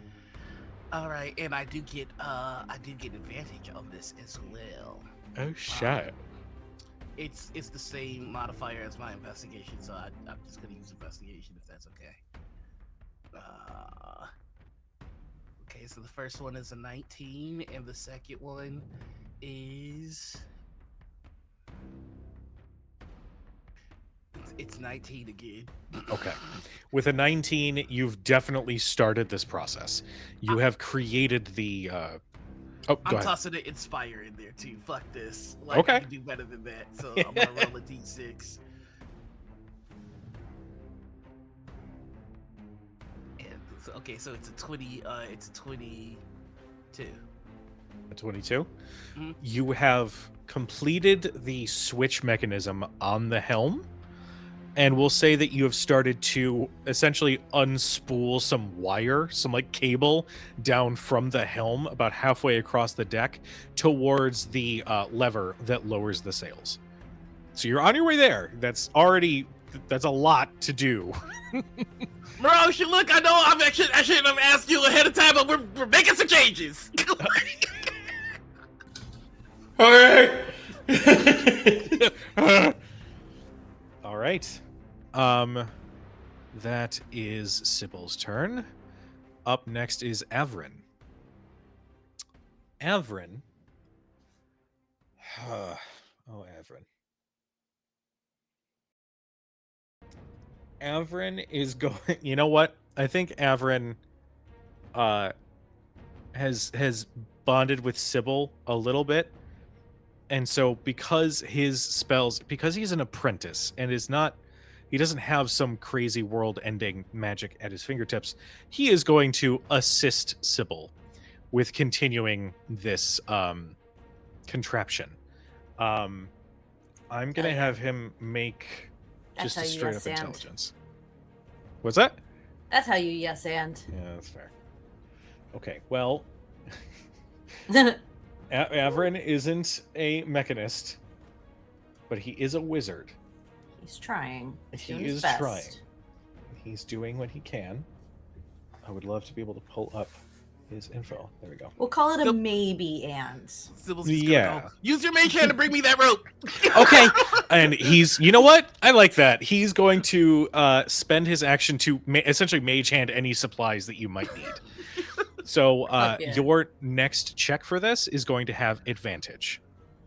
We'll say you're about... I'm a merciful DM. You're about like 80% of the way through setting this up. Woohoo! All right. After Avrin, we have Maris. Oh, finally. Where's the turtle? It's about 100 feet starboard side in the ocean, heading straight towards you all. That changes everything. Let me close that. Oh. Yeah, I'm going to guiding bolt that thing. Okay. 120 feet. Oh, shit. Okay. Make your attack roll. I'm going to, you know what? I'm going to, do I have third level? I'm going to third level it. There you go. 25! Oh, shit. Hey, yeah, that hits. Go ahead and roll me some damage. Yes. How do I roll the damage on this bad boy? Hit DC. Got it. +6. That's not it. No, that's not what I was supposed to do. How do I do this? So, guiding bolt, hold please. I just want to make sure I got the right. Oh, wait. damage. No, that's not it. I hit.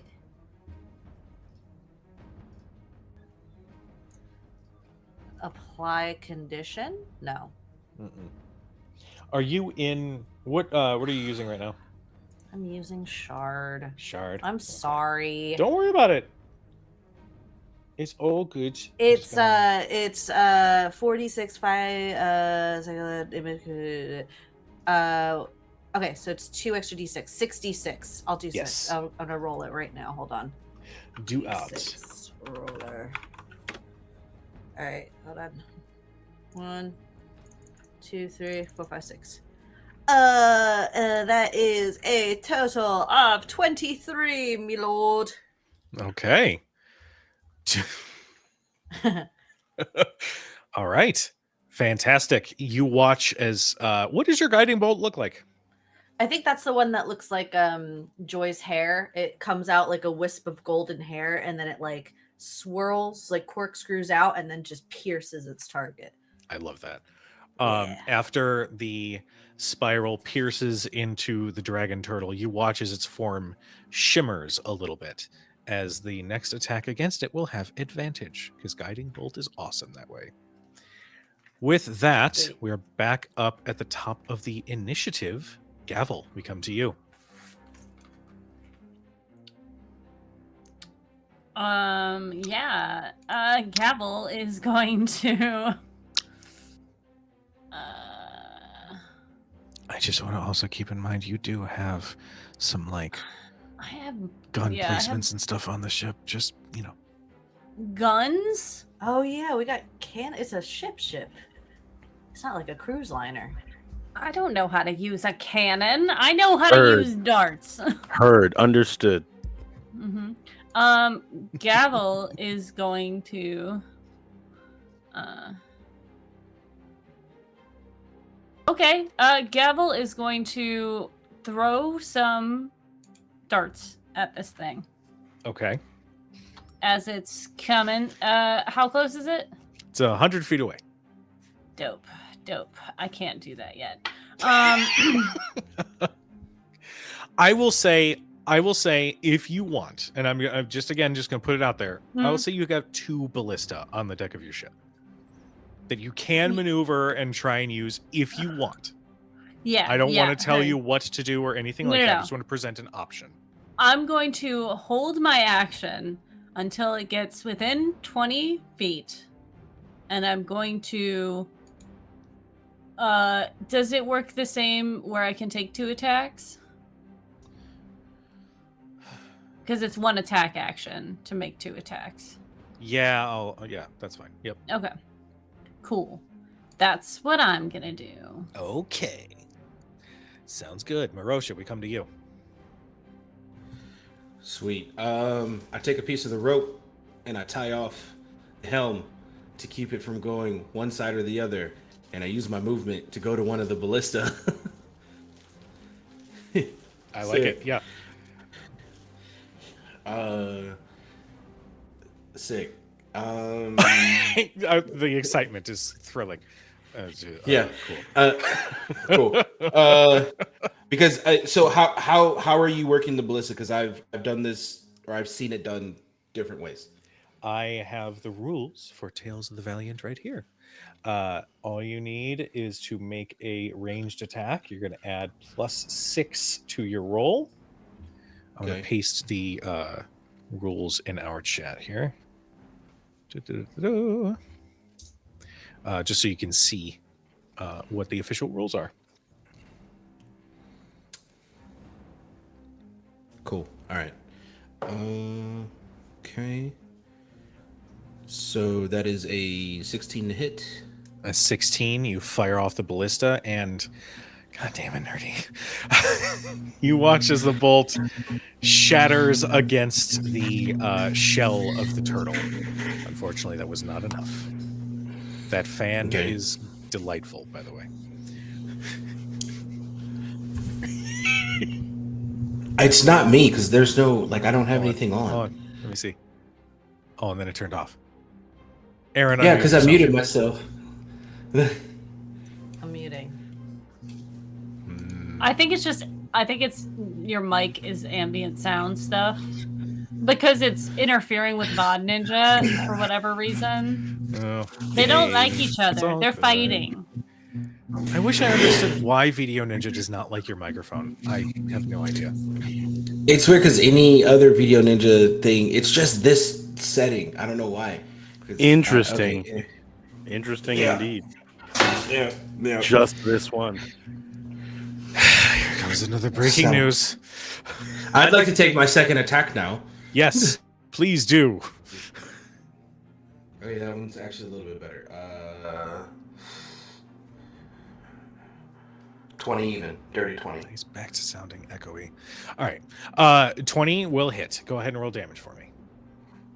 And that's 3d10? 3d10. Okay. I don't understand why. I'm going to keep messing with Ian's settings. Every session, I have to. I wonder if you give him a new link, if it would. Maybe it's just that link, player 2. You know? Yeah, I'll have to research and figure out what's what. Mhm. So, It's 28 points of damage. 28. Shit. Okay. Yeah, Almost crit. I got that. 2 10s and an 8. That was solid, dude. Yeah. That second bolt. You said, I'm sorry, 28? My brain stopped for a second. Yep. Thank you. I have to do math. Okay. That second bolt sails through the air and embeds itself in the cheek of this turtle, and you hear this deep roar that shakes the boat along with the waves around you as it is now pissed off. Well done. It is still up. After Merosha, was that the end of your turn? Yes. Okay. After Merosha, we have King. Well, this beastie is still not close enough to get to from the boat. Correct. He is 100 feet away. Okay, well, with 100 feet, and the sails are still not up yet because the machine is still being Correct. created. Well, but I will. You said 100 feet away? 100 feet away. I'm assuming because we didn't do this last time, my other wolves are now with me because they Yes. were just hanging out before. Yes. I am going to get on top of my larger wolf and fly out there Okay. to no, that's dumb, and I wouldn't do that. King, King, I like map. There was the like players, 20% confidence in every single word you were saying. Sorry. The king is going to just shoot 2 more Eldritch Blasts at this thing. There's no other way Okay. to get closer to it. My charge is on the boat. I will not leave the boat. Okay. Sounds good. Oh, come on, King. Don't you want to defy gravity? I think I mean, like, as someone told me lately, everyone deserves a chance to fly. There we go. Just have 2 Unfortunately, one of those was flying solo with a 9, but the other one was flying free with a 19. I hate it so much. 19 total.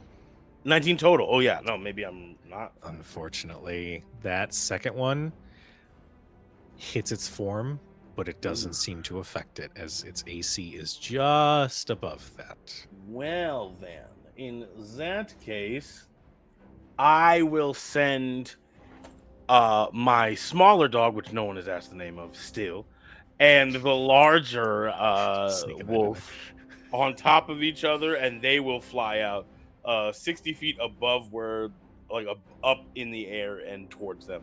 So you can do a little math about how far they are, but it's 60 feet up and away. Okay. Is it Bach? It would be 40 feet. It would be within 40 feet of the turtle. Yeah. Geometry and Pythagorean angles. syrup. All right. They also cut that. They cut that. That was also part of it. It was also part of Wicked. All right. After King, it is the dragon turtle's turn. The dragon turtle continues to careen towards the ship, and it lowers under the water for just a moment. And I will need, once again, everybody to make a dexterity saving throw. Now, King, just to confirm, the 60 feet up and whatever, are those your wolves, or is that you? Your Just the wolves. I'm on. Okay. Merosha is at a ballista. Sybil is on deck. Maris, are you on deck or are you below deck? Yeah, I'm on. You're on deck? Gavel is on deck. Okay. Let me know what you guys get. I got 4. Okay. I mean, Wow, Aaron. 19. No. 19. Jeez. Okay. I'm sorry. Yeah. They out here trying to see me fail. That's cool. It's a natural 20 with a 25. There you go. Okay. I have two things. a 21. Okay. That's pretty good. I have to roll some damage here. Oh no. What kind of damage? Bludgeoning. damage. Okay.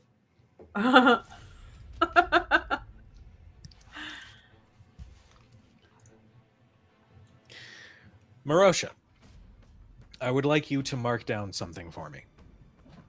And I will screenshot as well, as I assume that this is a galley. Would we consider this?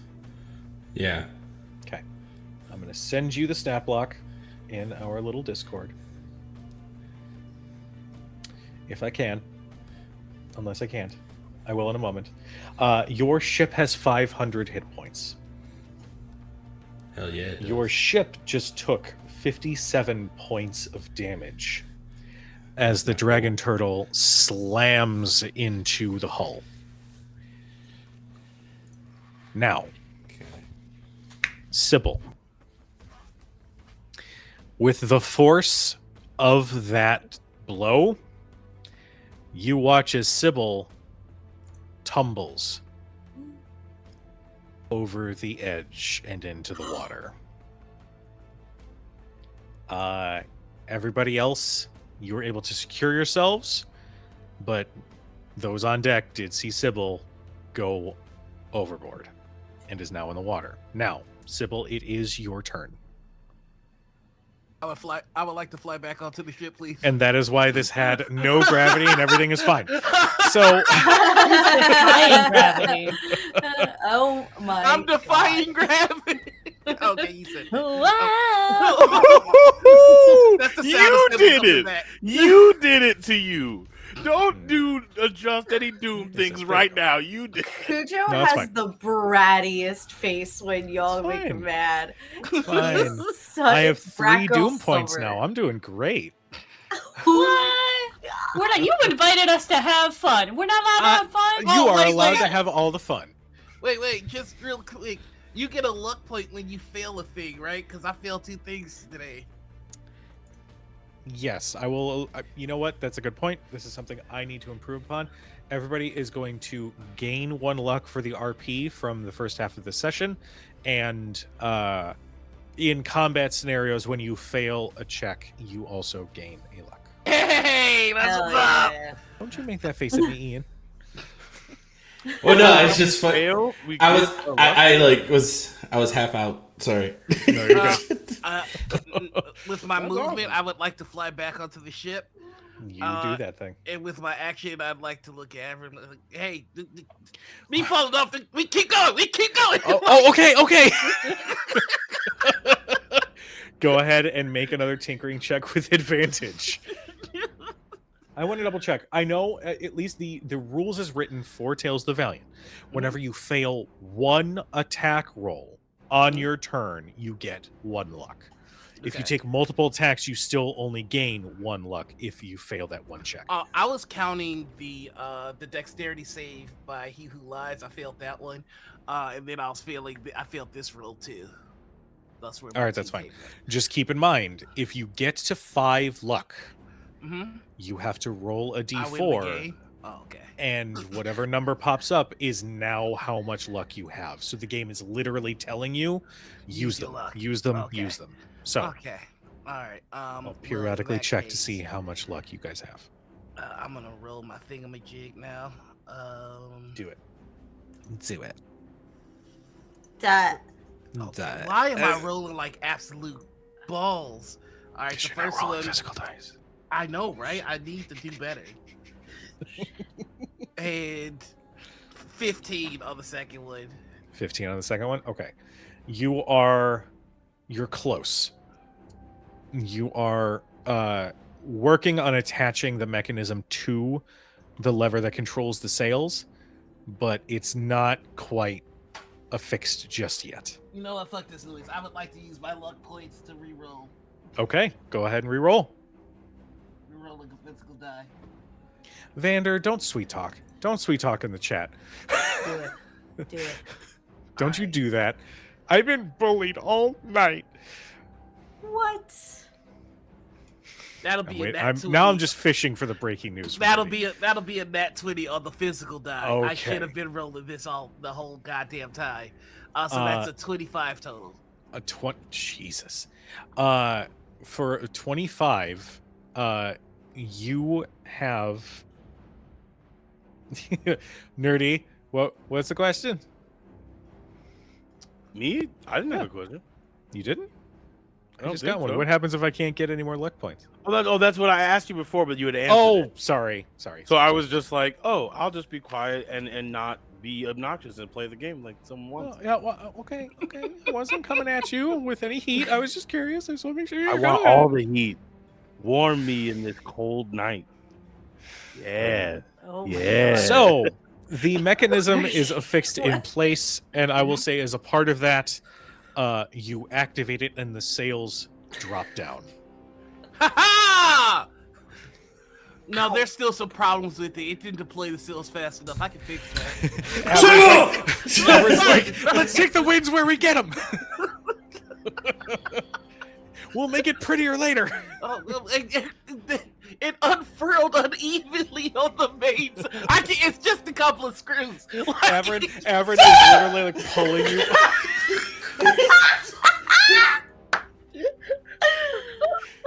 I don't care that my ear is bleeding. That was great. Avrin is literally like pulling you by your cape, like, get away from the edge of the deck. Oh, he's in the arbor, so I forgot his. No. No, I can fix it. No. That was great. All right. So with Sybil's action, it is Avrin's turn. Avrin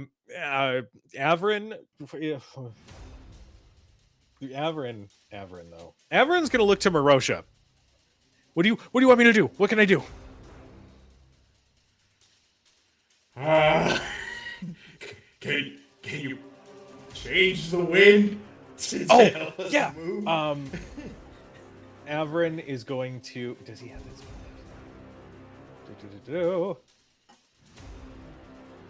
Sorry. All right. He doesn't.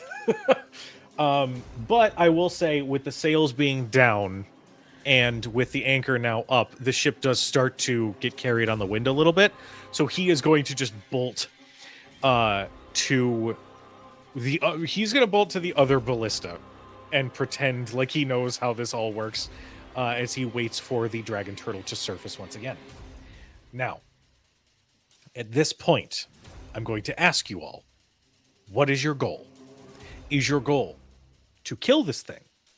Is your goal to run? Is your goal to go into the mist?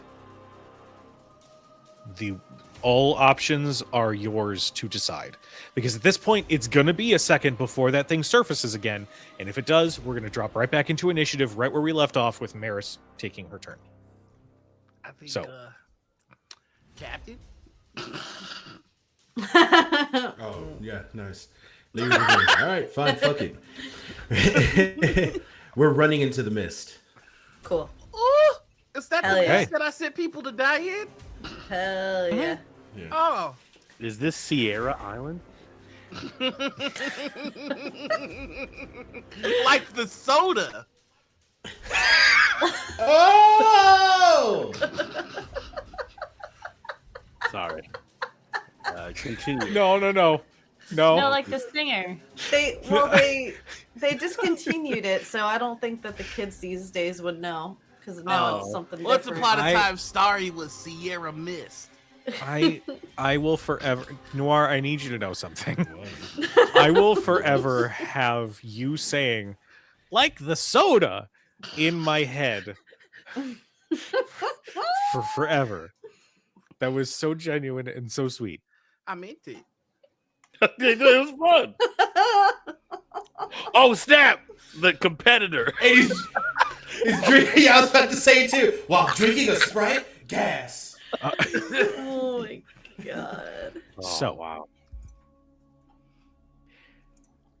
I need everybody, as the ship starts moving into the mist, to make me a wisdom saving throw. Oh, tits.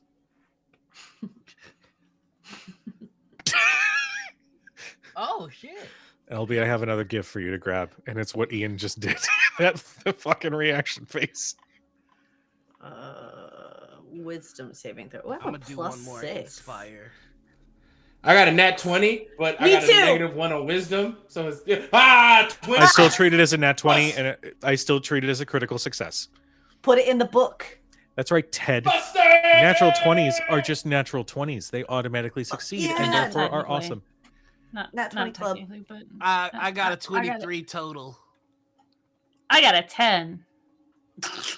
Do you not put them in 18. the book anymore, Kucho? Fuck. Yeah, we got 2 here. Respect the drip. What? What? I was so fucking. Oh my god. the My drip! brain. That's a drip 20. It's a natural drip. I like my crits drippy, bruh. All right. You guys vamp for a little bit. I have like several to catch up on.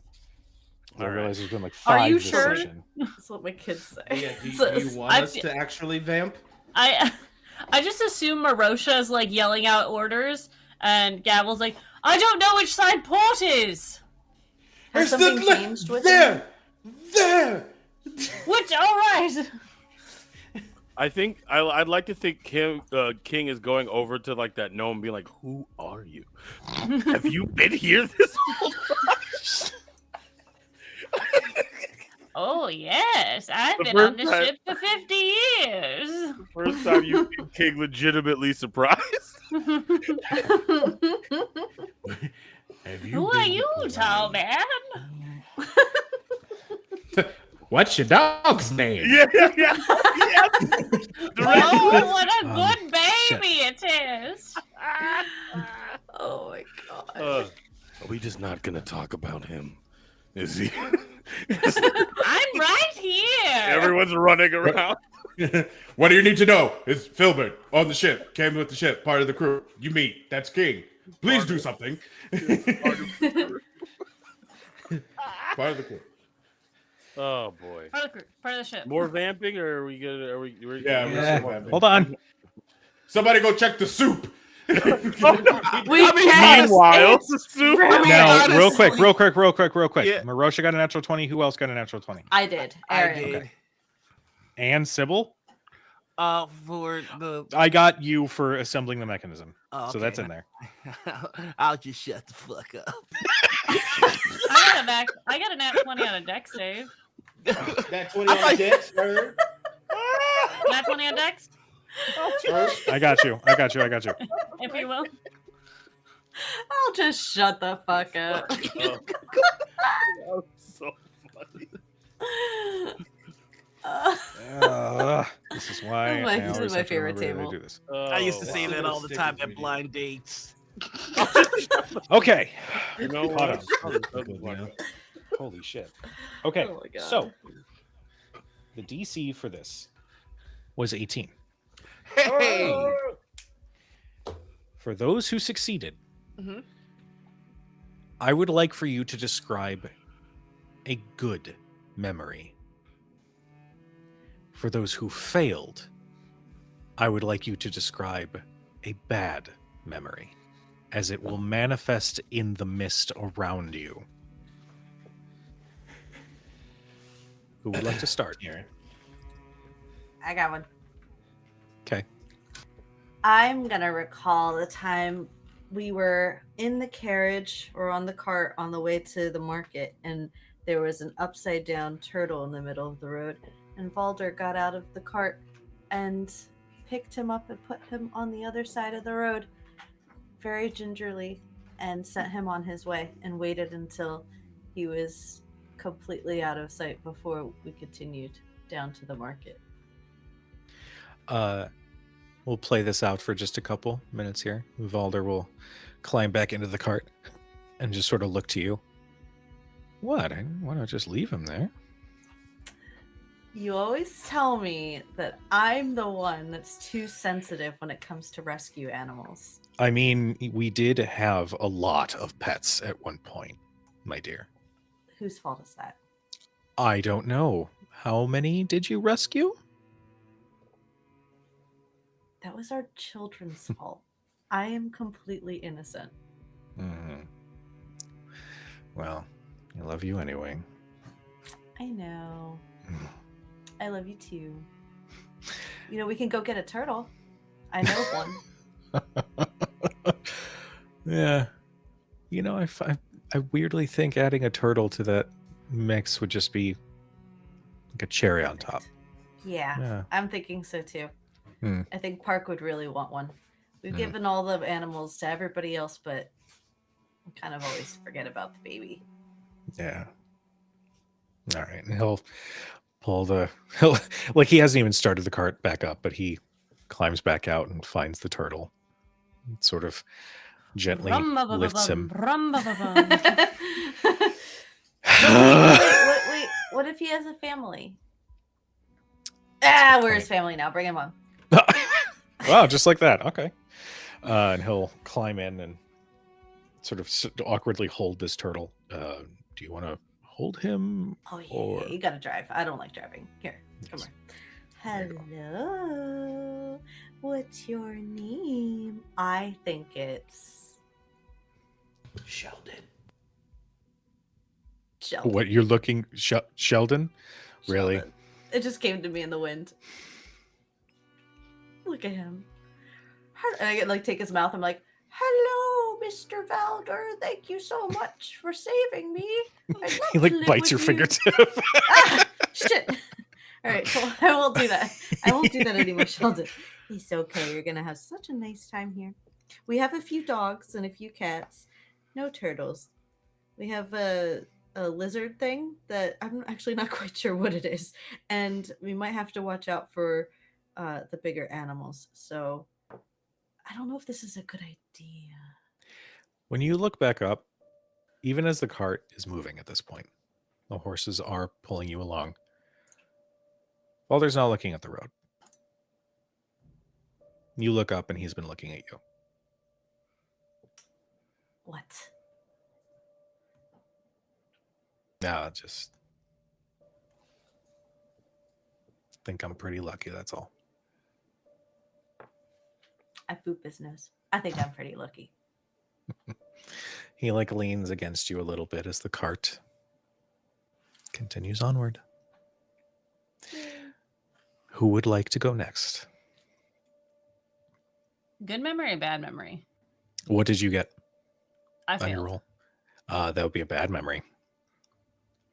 I got one. Go for it. Gavel, it's back in his temple.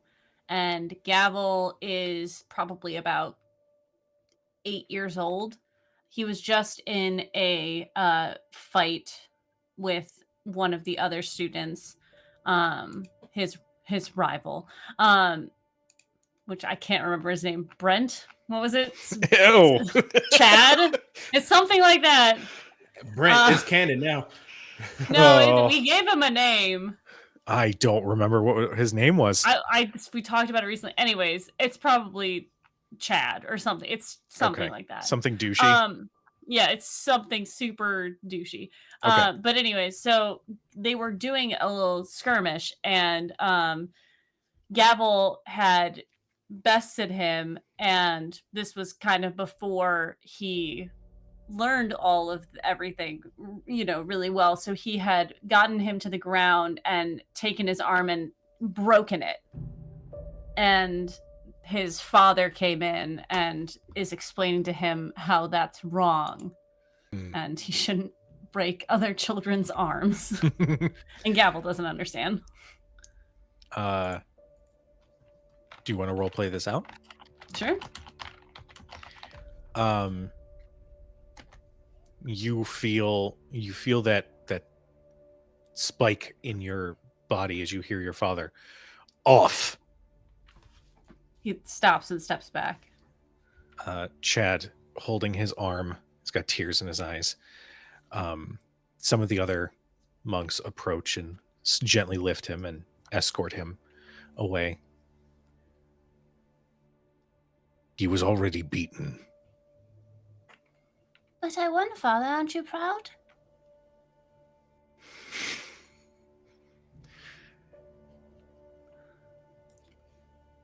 Winning should not come at the cost of your honor.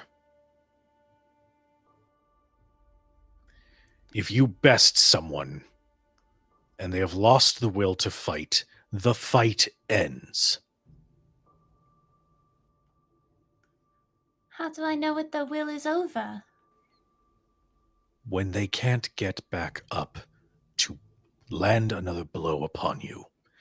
When the fire in their eyes dies.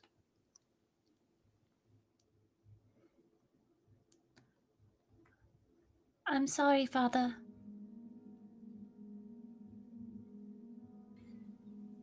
It's not me you should apologize to. Once Chad is... Fucking... I hate that he's named Chad. It's such a shitty name. It might be Chet. I don't remember. It's too late. It's Chad now. Sorry to anybody out there named Chad, but let's talk about your name. Once he is recovered, it is him that you will have to apologize to. But... all right. Just... you don't fight to win. You fight to protect.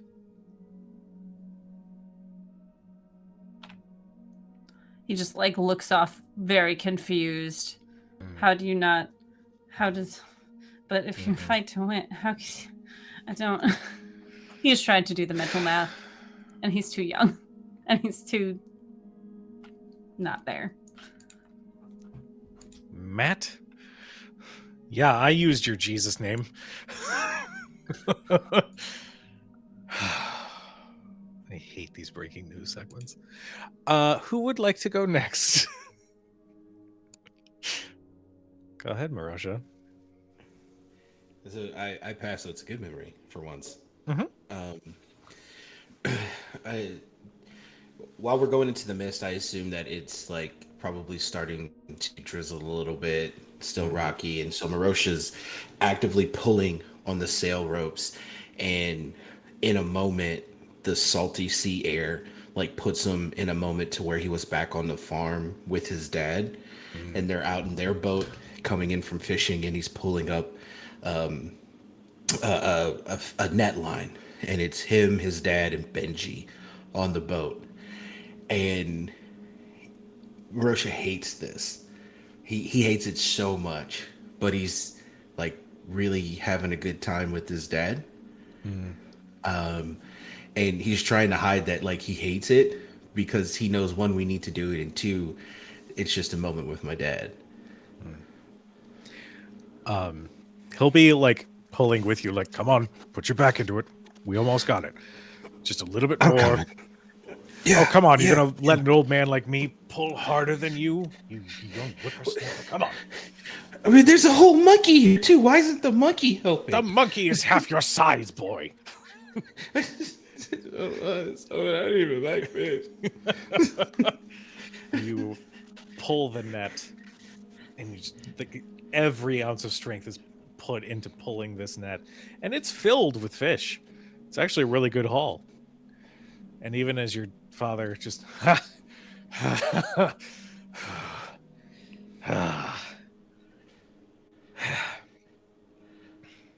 good job, son. That's not bad at all. Hey. No, it's really good. We got a good haul. I'm getting old. It's getting harder and harder, kid. Oh, you're not that old. I mean, what? How old do you think I am? I don't know. Like, Just know that dinner depends on your answer. 17. There you go. I like that. Thank you. Well, I don't know, because like humans age differently. I think we age the same. I don't know. Well, eventually there comes a point when your bones just really don't want to cooperate with what you want to do anymore. So, Oh, is that why you make all those noises in the morning? Hey, that's that cut a little bit. That cut a little deep. It's fine. I didn't know. It's fine. I'm It's sorry. fine. It's okay. I just you're not wrong. You're right. Yes. Yeah. At some point, might have to rely on you to do this. As much as you love it, I know you love it, right? Absolutely. I mean, hey, if I can spend any time with you, right? And don't worry, the farm will be in good hands when you decide to retire. And Merosha stands up in the boat, and he's like, "It's just gonna be." You hear, as you come up from the water, that boisterous, heavy laugh with a little bit of like a smoke to it. You catch a glimpse of your father, and he is beaming. Splash! Come in, old man. Come on. We got to get the fish back to the shore, so we. Somebody's gonna I'll race fish you. out. Oh, you'll race me? I'm the one with the boat. Yeah, it's because of your knees, and I start paddling. You and the boat continue on towards shore. Who's next? Go ahead. I can go next. Go ahead. Supposed to have a good memory, correct? Mm-hmm. Okay. Interested Well in this. then, in the mist, there is a small boy,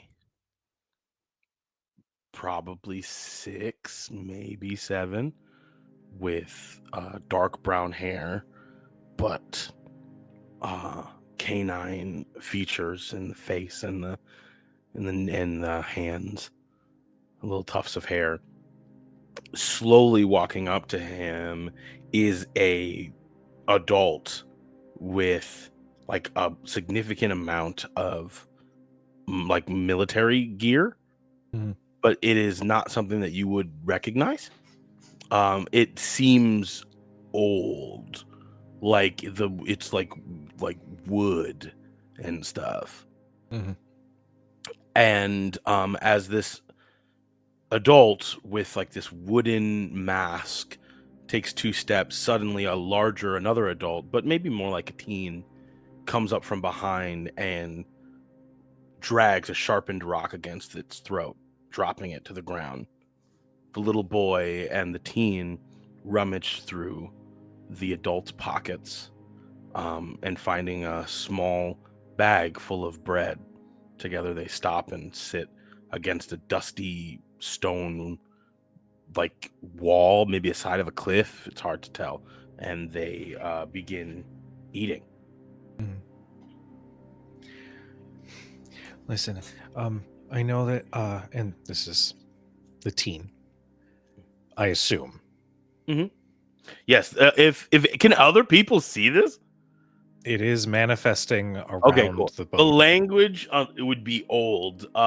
Does anybody speak Sylvan? Oh, sweet. Well, then I'm assuming that there's gonna be that language because that's old and whatever. I like it. That works. Oh, I do too. Hey. Oh, sweet. The teen turns towards you.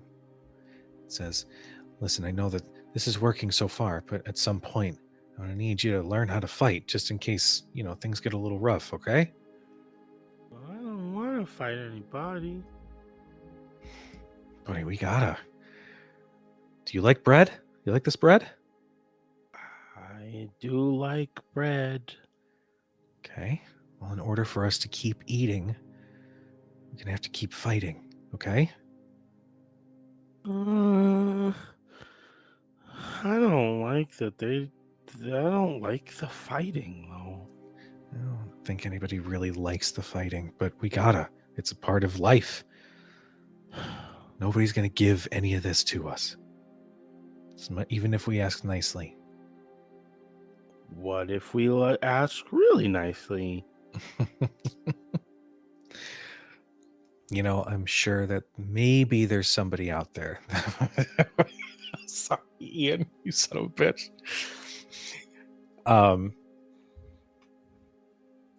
Maybe one day, if you ask somebody really nicely, maybe they'll actually think about it. But I don't think we've really come across anybody like that right now. So we just got to protect each other, okay? I'm going to protect you no matter what, but I'm just saying, I'm going to need you to protect me sometimes too. Okay. Okay? Okay. As long as we get bread. Yeah. Love you, buddy. That's silly. This is like 8 cents. All right. And we hear that? Fuck yeah. Fuck yeah. One remaining. Sybil's memory is while his father and brother were away at war or doing army stuff, he would be the man of the house with his mother. So he would, just spend time sitting on the throne. And his mother made him a cane. His father had refused to let him use a cane because he thought it was a sign of weakness. So, I think it's the day he got the cane that is the happiest for him.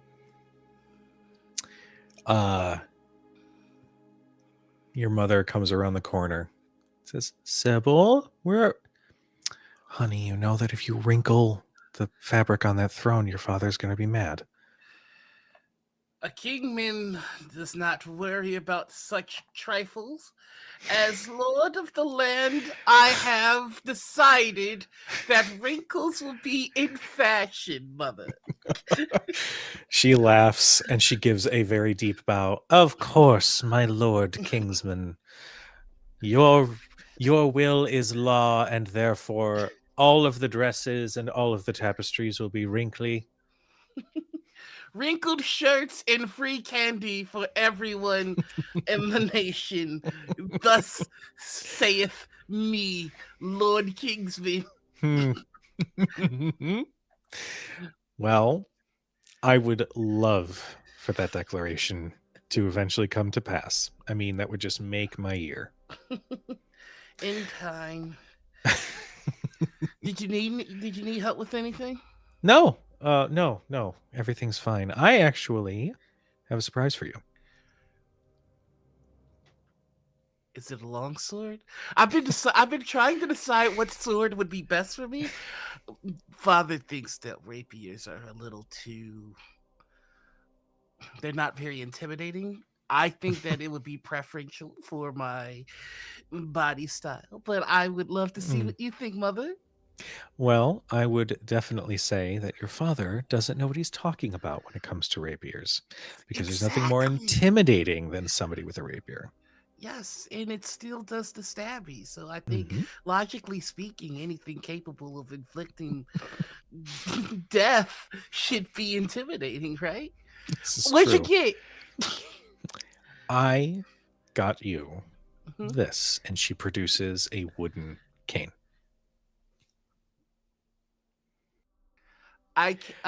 Before you say anything, I would like to dispel something that your father said. Kingsmen do not need such things. A kingman only needs a weapon in his hand. Yes, that is exactly the thing I was hoping to dispel.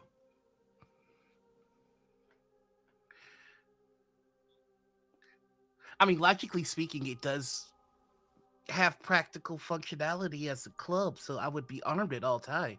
This is true. Plus, if I were to get a sword on top of that, I would have 2 weapons at all times, which would make me twice as deadly as the average Kingsman. I can This is also stab true. or bludgeon. I love you, Sybil. And there is nothing wrong with using a cane. There's nothing wrong. And she's going to like tilt your chin so you look into her eyes. There is nothing wrong with you. I I know that, but uh, he won't let me sit in this chair if I use it. So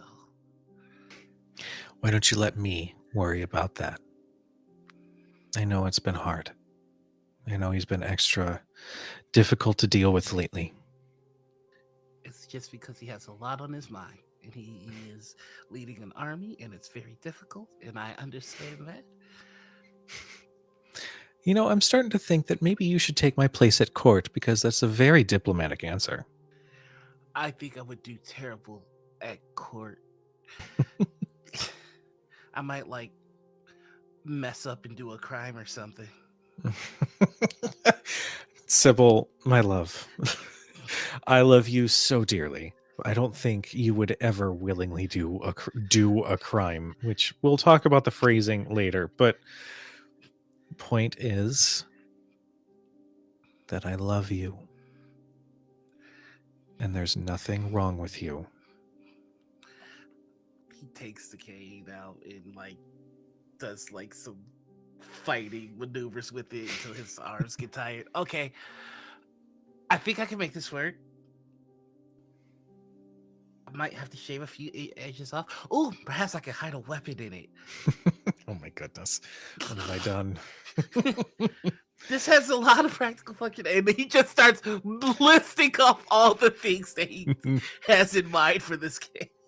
And we'll say the memory will fade at the sight of your mother listening to every single thought and giving input and showing love and grace. These memories pass through the mist around you. And you could see that the mist is almost trying to manifest others. Merosha, you have the trident on you. Uh-oh. I do. It's on my back. I would like you to make a perception check.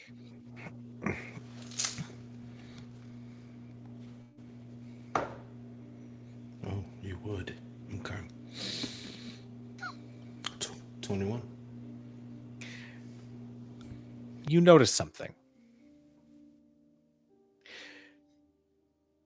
The rose gold that is inlaid in the trident is giving off a faint glow. And at the same time, you look out to that mist and you can actually see that your ship, there's this barrier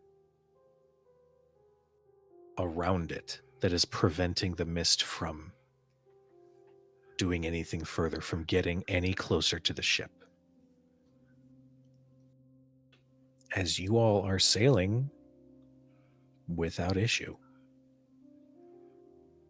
you can pass by. You see a couple ships that look like have been completely wrecked. You see several Eodrithe ships. You can see bodies in the water floating. But that's beyond that barrier. That's in the thick of the mist. Things are quiet. Even the sound of the dragon turtle is gone.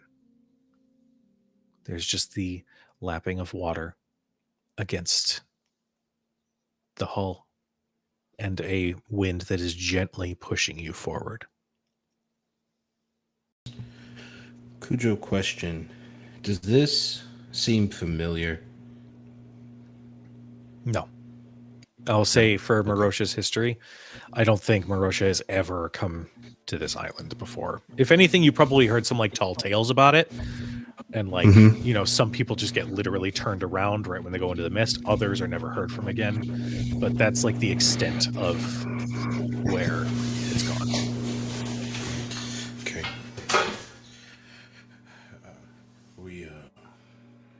We need to find somewhere to dock. Aren't we in the middle of the ocean? Apparently, there's an island close by. Can I, with my helmet on, can I turn on, first I'd like to use Invisivision to see if there's any invisible creatures and items. Invisivision. Not unless you do the voice, Noir. You're wearing your suit. Yeah. Cujo, I would like very much to use Invisivision to see if there's anything that's Still sounds silly. Hold on, I have to turn on auto gain control so we can hear it. Oh no. Perhaps I need to speak louder. I'm using Invisivision to see if there's anything invisible near us. Invisivision. And then I would like to switch it to Magic Detecting Vision. Okay. Part of the suit. I don't know why I put a theme song every time I switch. Your It's required. it is required. Your Invisivision doesn't reveal any invisible creatures. Mm-hmm. However, that night that you watched Merosha and King at the campsite, where you saw something next to Merosha, that divine energy, you feel it emanating and sort of like everywhere on the ship, moving erratically. Shit. One last thing. We could all see each other's memories, right? Yep. Did I see anything from Sylvestra?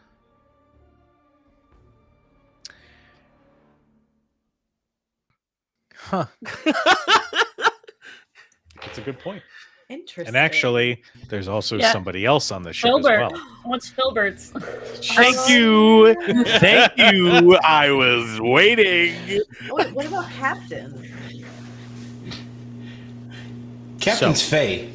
Like, yeah. He's not even real. He doesn't get memories? Oh my god. We're making the memories now, which is I was be a gonna say retelling all of what his he saw. memories are literally just watch the stream. Yeah. So I rolled for Sylvestra to see Mhm. whether it would be a good or a bad memory. Mm-hmm. And I rolled an 8. Oh shit.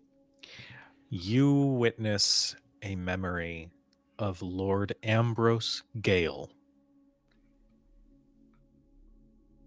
having a very terse conversation with Sylvestra. You could hear the sounds of her crying,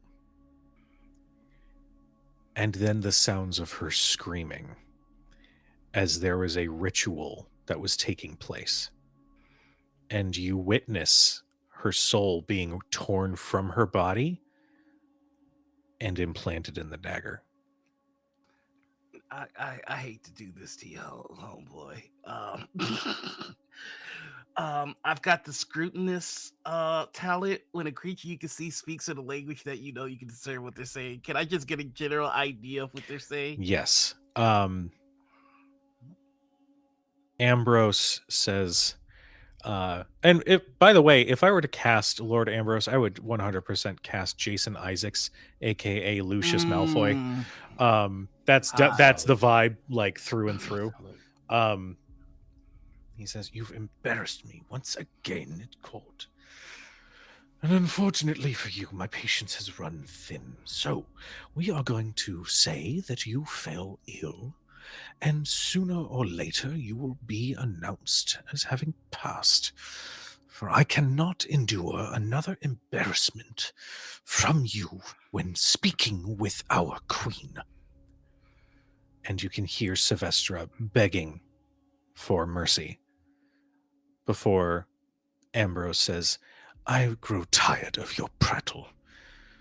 Enjoy your new life." And you see the door slam closed as the magical ritual begins.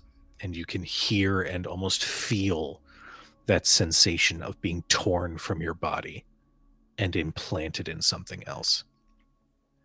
I would just like to summon Sylvestra and go, "I've got a name. We're one step closer."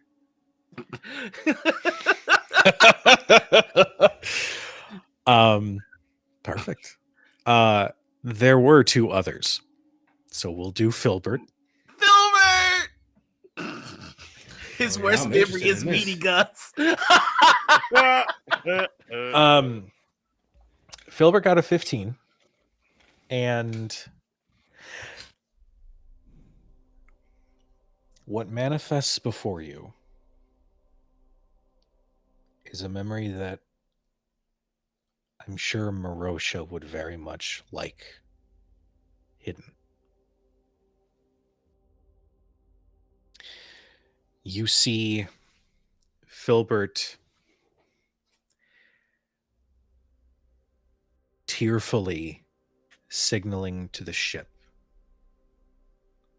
to get it moving and get it ready, while other crew members who are with him are basically dragging Merosha from a cavern entrance where Merosha is screaming "Rain" over and over. Filbert is overcome, and the sound of Merosha's voice gets worse and worse. He's screaming himself hoarse. And what follows is like, it's supposed to be a short memory, but this just seems to go on. It is the silence on the ship after everybody escapes back aboard and sits with that realization that their former captain, Rain, is gone.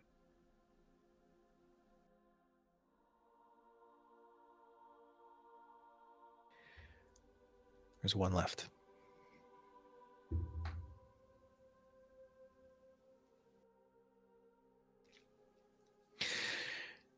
Avrin.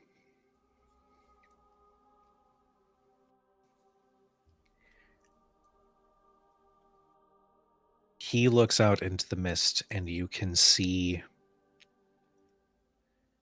him running, his hand held by an older gentleman. Long, sort of wiry, gray and white hair that hangs well below the small of his back, and carrying a very tall, gnarled staff, quickly dragging Avrin up a set of spiral stairs up a tower, holding onto his arm, Merosha, not too dissimilar from how you had held him to take him to go and speak with King. And you can hear, "You must listen to me. You must hold on to the book. You must trust me. You are the last hope that this kingdom has." And Avrin is in tears and bawling as you can hear the sounds of siege weaponry striking the base of the tower. You can hear the sounds of violence. You can hear screaming. You hear swords clashing, echoing up this spiral staircase. You see Avrin be positioned in the middle of a circle, a spell circle, as this older gentleman starts to work some somatic components, but he is still speaking. "You must hold on to the book. We must have faith in the divine. There is a way out of this, but it has to be you who sees this through. I can't be there to help you anymore, but there will be others. Trust in them.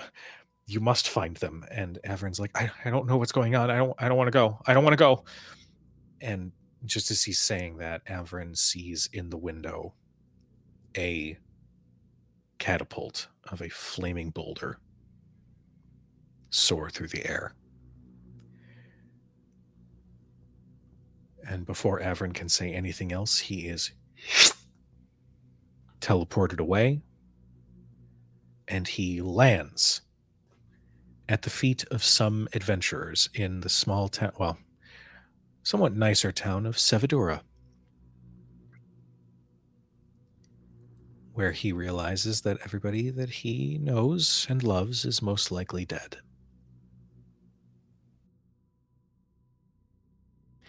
Avrin looks on tearfully, but doesn't say anything.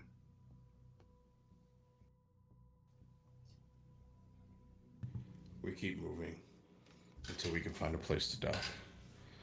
And then we'll rest a little bit before we go scouting.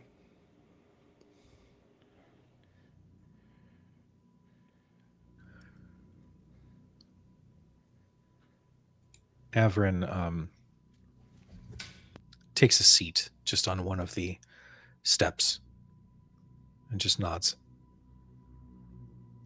Okay, that's a good plan. Right, who has the best eyes? Probably King, me with this helmet. right. King, can your beasts scout ahead and scout out? Yes. Will you send them out so we can see where the land is? And don't run into any rocks. Sure. I shall take the helm.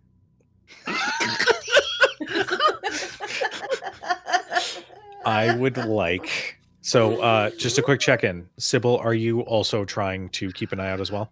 I'll go to the crow's nest. I'll just fly up Okay. to the crow's nest. All right.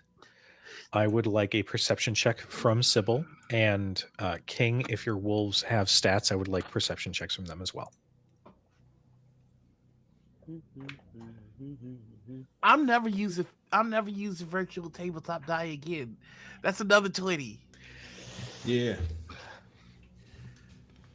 Once Sukant, friend, Bro, yo, shit. I must see what their perception is. Ooh. You could take your time. I got to write a note in here anyway. Question. Yes. Is this just perception with sight, or am I allowed to get a better scape of the land by using all of thy senses? And by my, I mean my wolves. I'm going to say that this is going to be sight-based. Okay. Well, then never mind. We are looking at, well, Big Wolf only got a 10, but Little Wolf got a 20 altogether with 17 plus 3. Okay. Here's what you all see. Sybil, as you fly up to the crow's nest, you can spot, sort of piercing through some of the mist, a large, like, rock. It's not immediately in your way. But... Also, I'm back to Invisivision. Okay. That Hold on. divine... There it is. I was waiting for it. Actually, you got a natural 20 and it's a perception check. Mm-hmm. Okay. You can see through the mist that you are actually approaching what looks like a very old, worn down dock.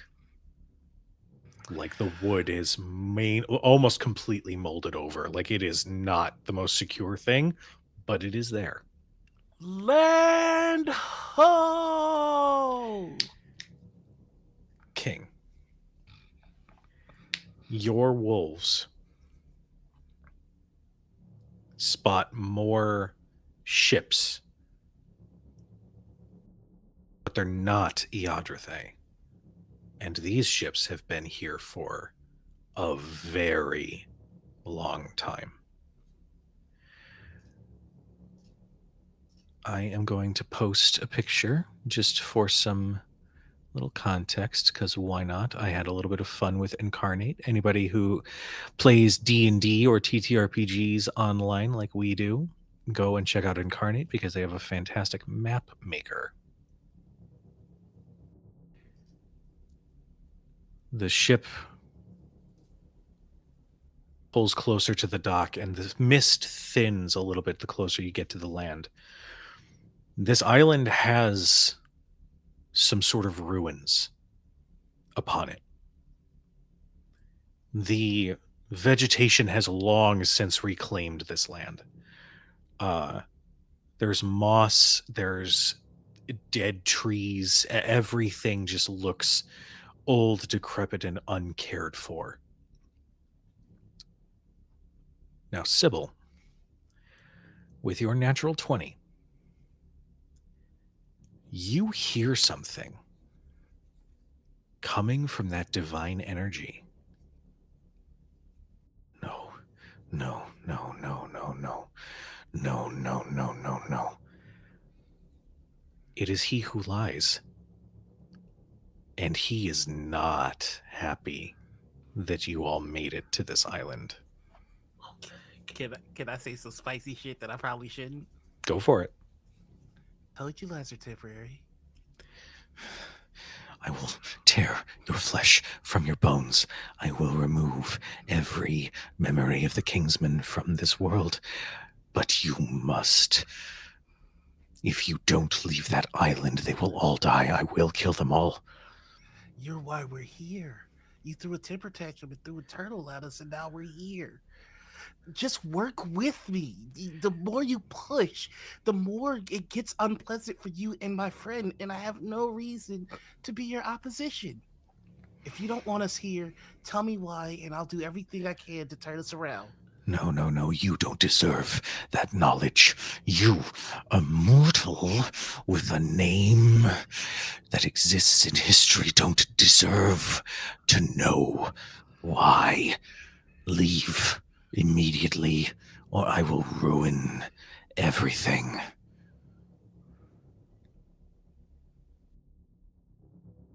Well, based on previous data, you tried to kill me with a giant turtle, and then it led us to somewhere you don't want me to be. So if you try and ruin me, you may as well just kill yourself.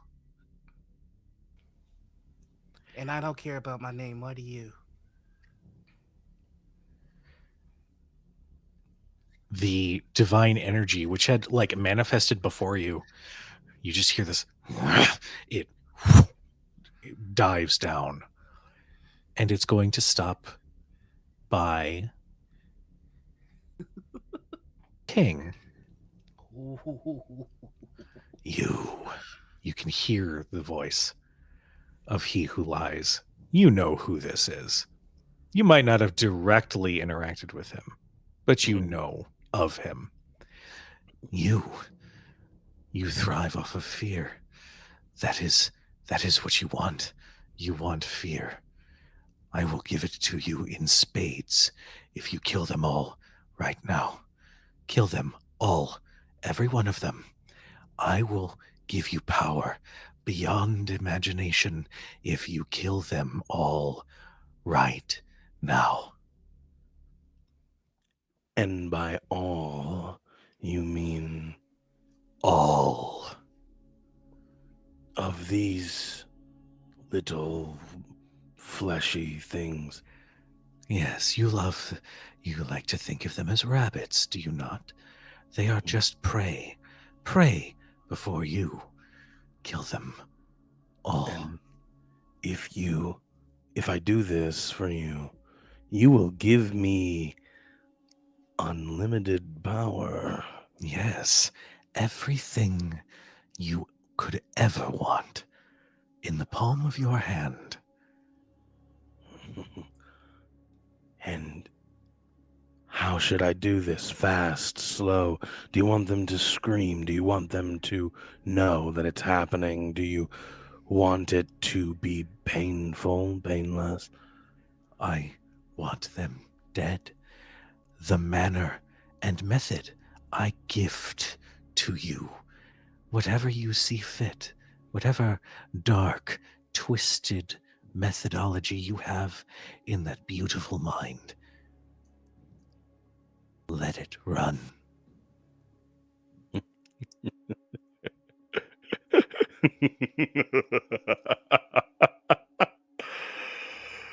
Oh. Do you know what's fun about you? The only reason you're here is because mortals had to come up with a way to hide from me.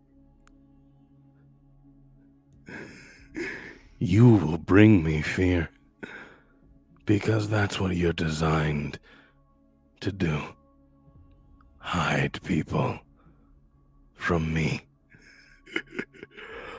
So continue to promise me. Promise me the world. No, promise me more than that. Promise me everything you possibly can. Tremble in your voice as you beg me to do what you can't. Please, again, it is so nice to feel you shake.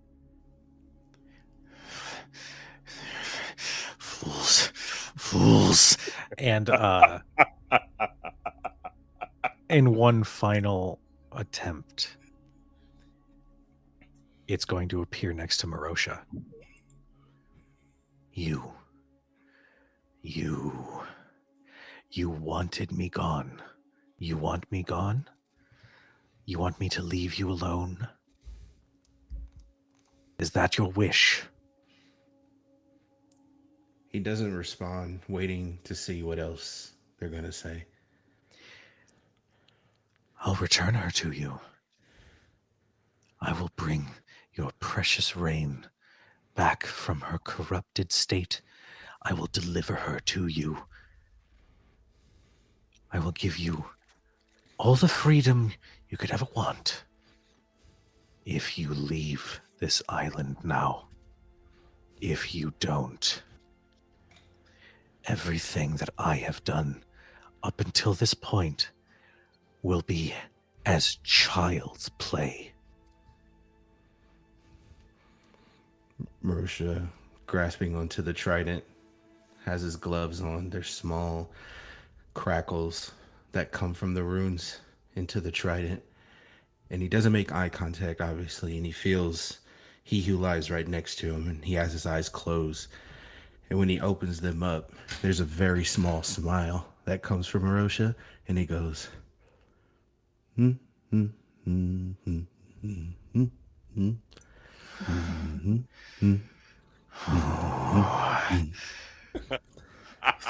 Hi, Raiders. Welcome in for the creepiest fucking part of the session. Hi, everybody. Welcome to Critic Chronicles. Welcome in, welcome in. So Merosha just hums in response.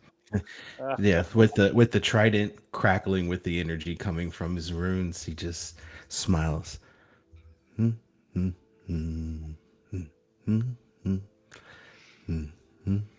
Just goes for it. You can hear a rage-filled scream as this presence fades. And Merosha, it is a strange feeling, but for the first time in quite a long time, you actually feel confident that he who lies is not watching you.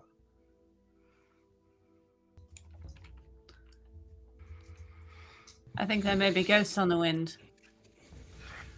Everybody, I just had a conversation with He Who Lies again.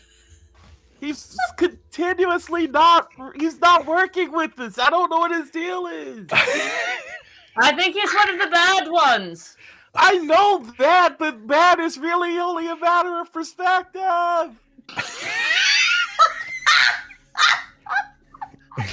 As this yelling is happening because these are my friends, Merosha walks over to King and he looks at King and he goes, was that a friend or a family member?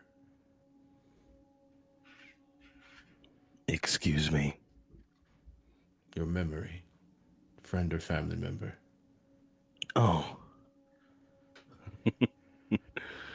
Yes, that was interesting. I don't know. We weren't allowed to have familial titles. There was a younger boy in my stable. He taught me how to dip my bread in blood to make the taste better. Have you ever tried just dipping your bread in some soup? Yes. Unfortunately, it's been ruined. Well, yeah, well, we'll make sure to fix that. And he extends his hand towards King for a handshake. King will look down at the hand, look back up at Merosha. We'll think back to the memory that he saw. And we'll take Merosha's hand and shake it. While they're shaking hands, Merosha looks at King and goes, something that's been on my mind since we've met you, and honestly, hasn't been really a lot of time for you and I to interact properly, and that's my fault. Yes. But didn't have to agree, but okay. I just want to start over, but I'd like to start with, what's your dog's name? He'll look up at the large wolf and be like, the wolf. I told you that. No, the other ones. Oh. The little ones. That one. Oh, yeah. That's Skitterbark. Skitterbark. Yes. He won't leave me alone. Do you want him to? I mean, at this point, it doesn't matter. Skitterbark's a lovely name. Sure. This was exhausting. Okay. Thank you, King. Thank you. The ship pulls up to the dock, and one by one, you all, I assume, step upon land. And we are going to save the exploration of this ruined island for our next episode. Which is happening Trust right me, now. I could go all night. I could go all night. But Welcome back, everybody. all night. Good. we got stuff to do. Whoa, we be all night. So, before Surfboard. Grind on that wood, grind on it. So, before we wrap up for the evening, let us reintroduce our wonderful cast, and a huge thank you once again to our raiders. Thank you so much for coming in. I apologize; it was approaching the end of the episode, but we have all of our episodes available on YouTube. They're so And good. you Watch should it. go check those out because there's a bunch of fun flashback Watch episodes, and yeah, it'll be a good time. But let us go ahead with Nerd D. Where can we find you, darling? Okay, hello everybody. My name is Nerd D from the show, the episode that you just watched a moment ago. I played King, the embodiment of fear in this lovely world that Cujo made. But you can find me in a world that who knows who made, probably LB. Where see, look at that god face happened immediately. I am all over the internet at Nerdy Rocks, NURD Rocks on all the social medias. I do music, hip hop specifically, and I do that all over the world, which is really cool. So you can find me anywhere you find your music. NUR-D to find me. I have a really cool concert coming up on December 28th. If you're in Minnesota, it's a New Year's Eve show, and it's gonna be at Modest Brewing. Super cool. Got my band's gonna be there. Some really awesome, amazing artists, and you can check out my television show about making crazy characters over on Genesis Armor Room on YouTube. My friend Klin is on there with me, and she is amazing. She does a really great work. So it's a really fun show. We like it. I have a blast. I love seeing everybody at PAX U. Hopefully, I can see you all another time in another place. If you're a TTRPG person, I'll be out there. So outside of that, I guess I'll popcorn it over to our favorite juggalo, apparently, Noir. Hey y'all, how's it going? So I'm Noir. I play Sybil. You can find me all over the internet, or in your nightmares. As the Noir Enigma. That's Twitter, Twitch, YouTube, TikTok, Instagram, Blue Sky, the whole shebang. Let's get this melanin trade going. LB, why don't you take it next? Hi, I'm LB Hackema. You can find me at LB Hackema on Twitter, on Instagram, and Blue Sky. I do a lot of nerdy things. I'm in January going to be streaming 6 days a week, and I'm going to be doing great. We're back with the D Plus Ultra junior year. I'm so excited. We're going to have a holiday episode soon, and some of us have plans as to what might transpire. I'm very excited about that.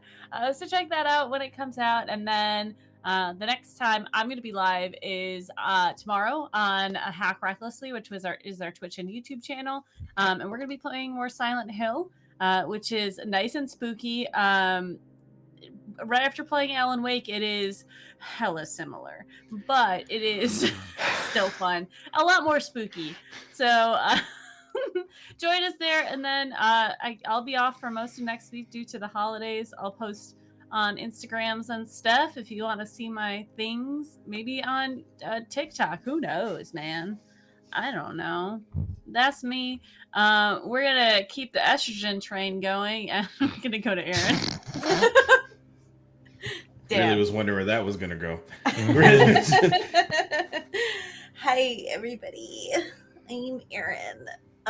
You can find me here at Air My Laundry on Twitch. I will be playing soon all of the Borderlands games and Risk of Rain because I got a job at 2K, and that's what I'm gonna be working on.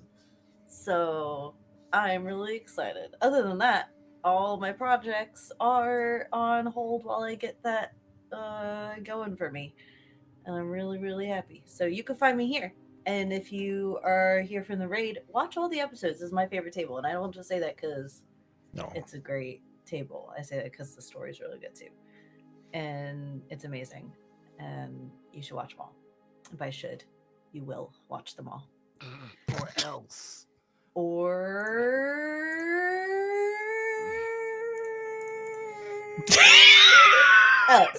That was a late decision. And late in that sentence. We're gonna kick the melanin train. Hell yeah. Okay. Kicking the melanin train. Kicking it with our feet over to Ian. Oh, that's me. Hey, everybody. I'm Ian, or your boy Big, on all social media, and that's every social media. Of course, I'll be back here when we're playing this game. You can also find me over on the Folk and Myth channel doing some cool stuff. In addition to that, you might also see me hopping back over to Magi RPG for a one-shot episode because we're playing potentially maybe some more werewolf. I was told to say this. The award-winning cast for Werewolf the Apocalypse, which I'm like, ugh, that feels icky. But just just keep an eye out on the socials. Where you can find me is what I just told you, or you can look to the western sky because I'll be there as well. So, has someone told me? I swear to God.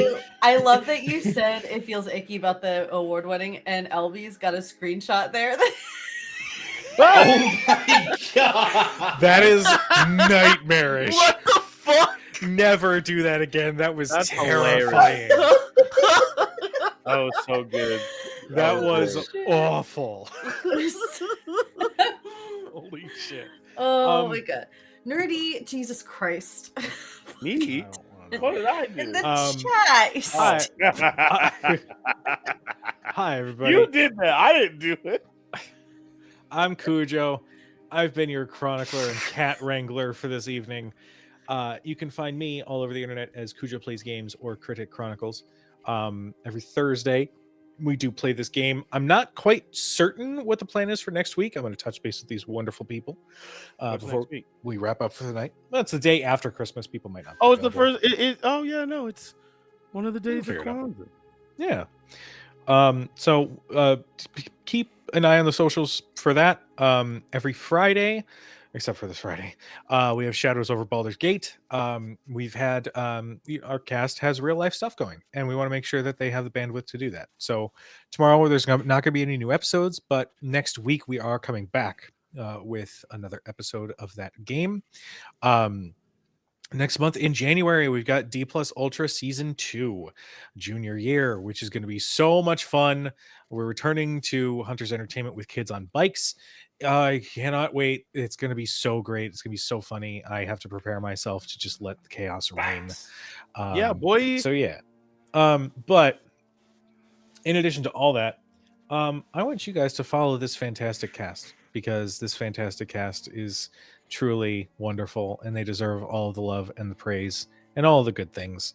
So if you see anything that they're working on, if you see a TikTok that they post, a video, a story, give it a like, share it because they're wonderful and they deserve that. So yeah. Be nice to us. Yeah. Critter community. Say nice things For to me. real. Get out of my Who goddamn pissed off the DMs. critic people? We're gonna Yeah. we don't want to say Oh, those no. words too much because then we're gonna like I actually scared draw of their those ire. sons of bitches. Oh, God damn it. We are going to go we ahead and get a fighting? raid going. I'm We're going to here. raid Blizz. I am ready. All you have to do is say the word. I'll fight all of them. Behold my magnificent beard. Into the unknown. Wait, God when damn did- it. When did Mark Henry get on here? Did anybody? I have to mute you all so that I can get this episode wrapped. God damn it. We are going to go ahead and get a raid going for Blizz, who is a wonderful individual. Tell them we sent you. Give them all the love. But yes, give this cast all the love. Because seriously, they're fantastic. And I love them very much. So be nice to each other. We will see you guys next time. And until then, I don't know, do something nice for somebody else. Enjoy the holidays if you celebrate. And we'll see you guys next time. Mwah. Bye, everybody.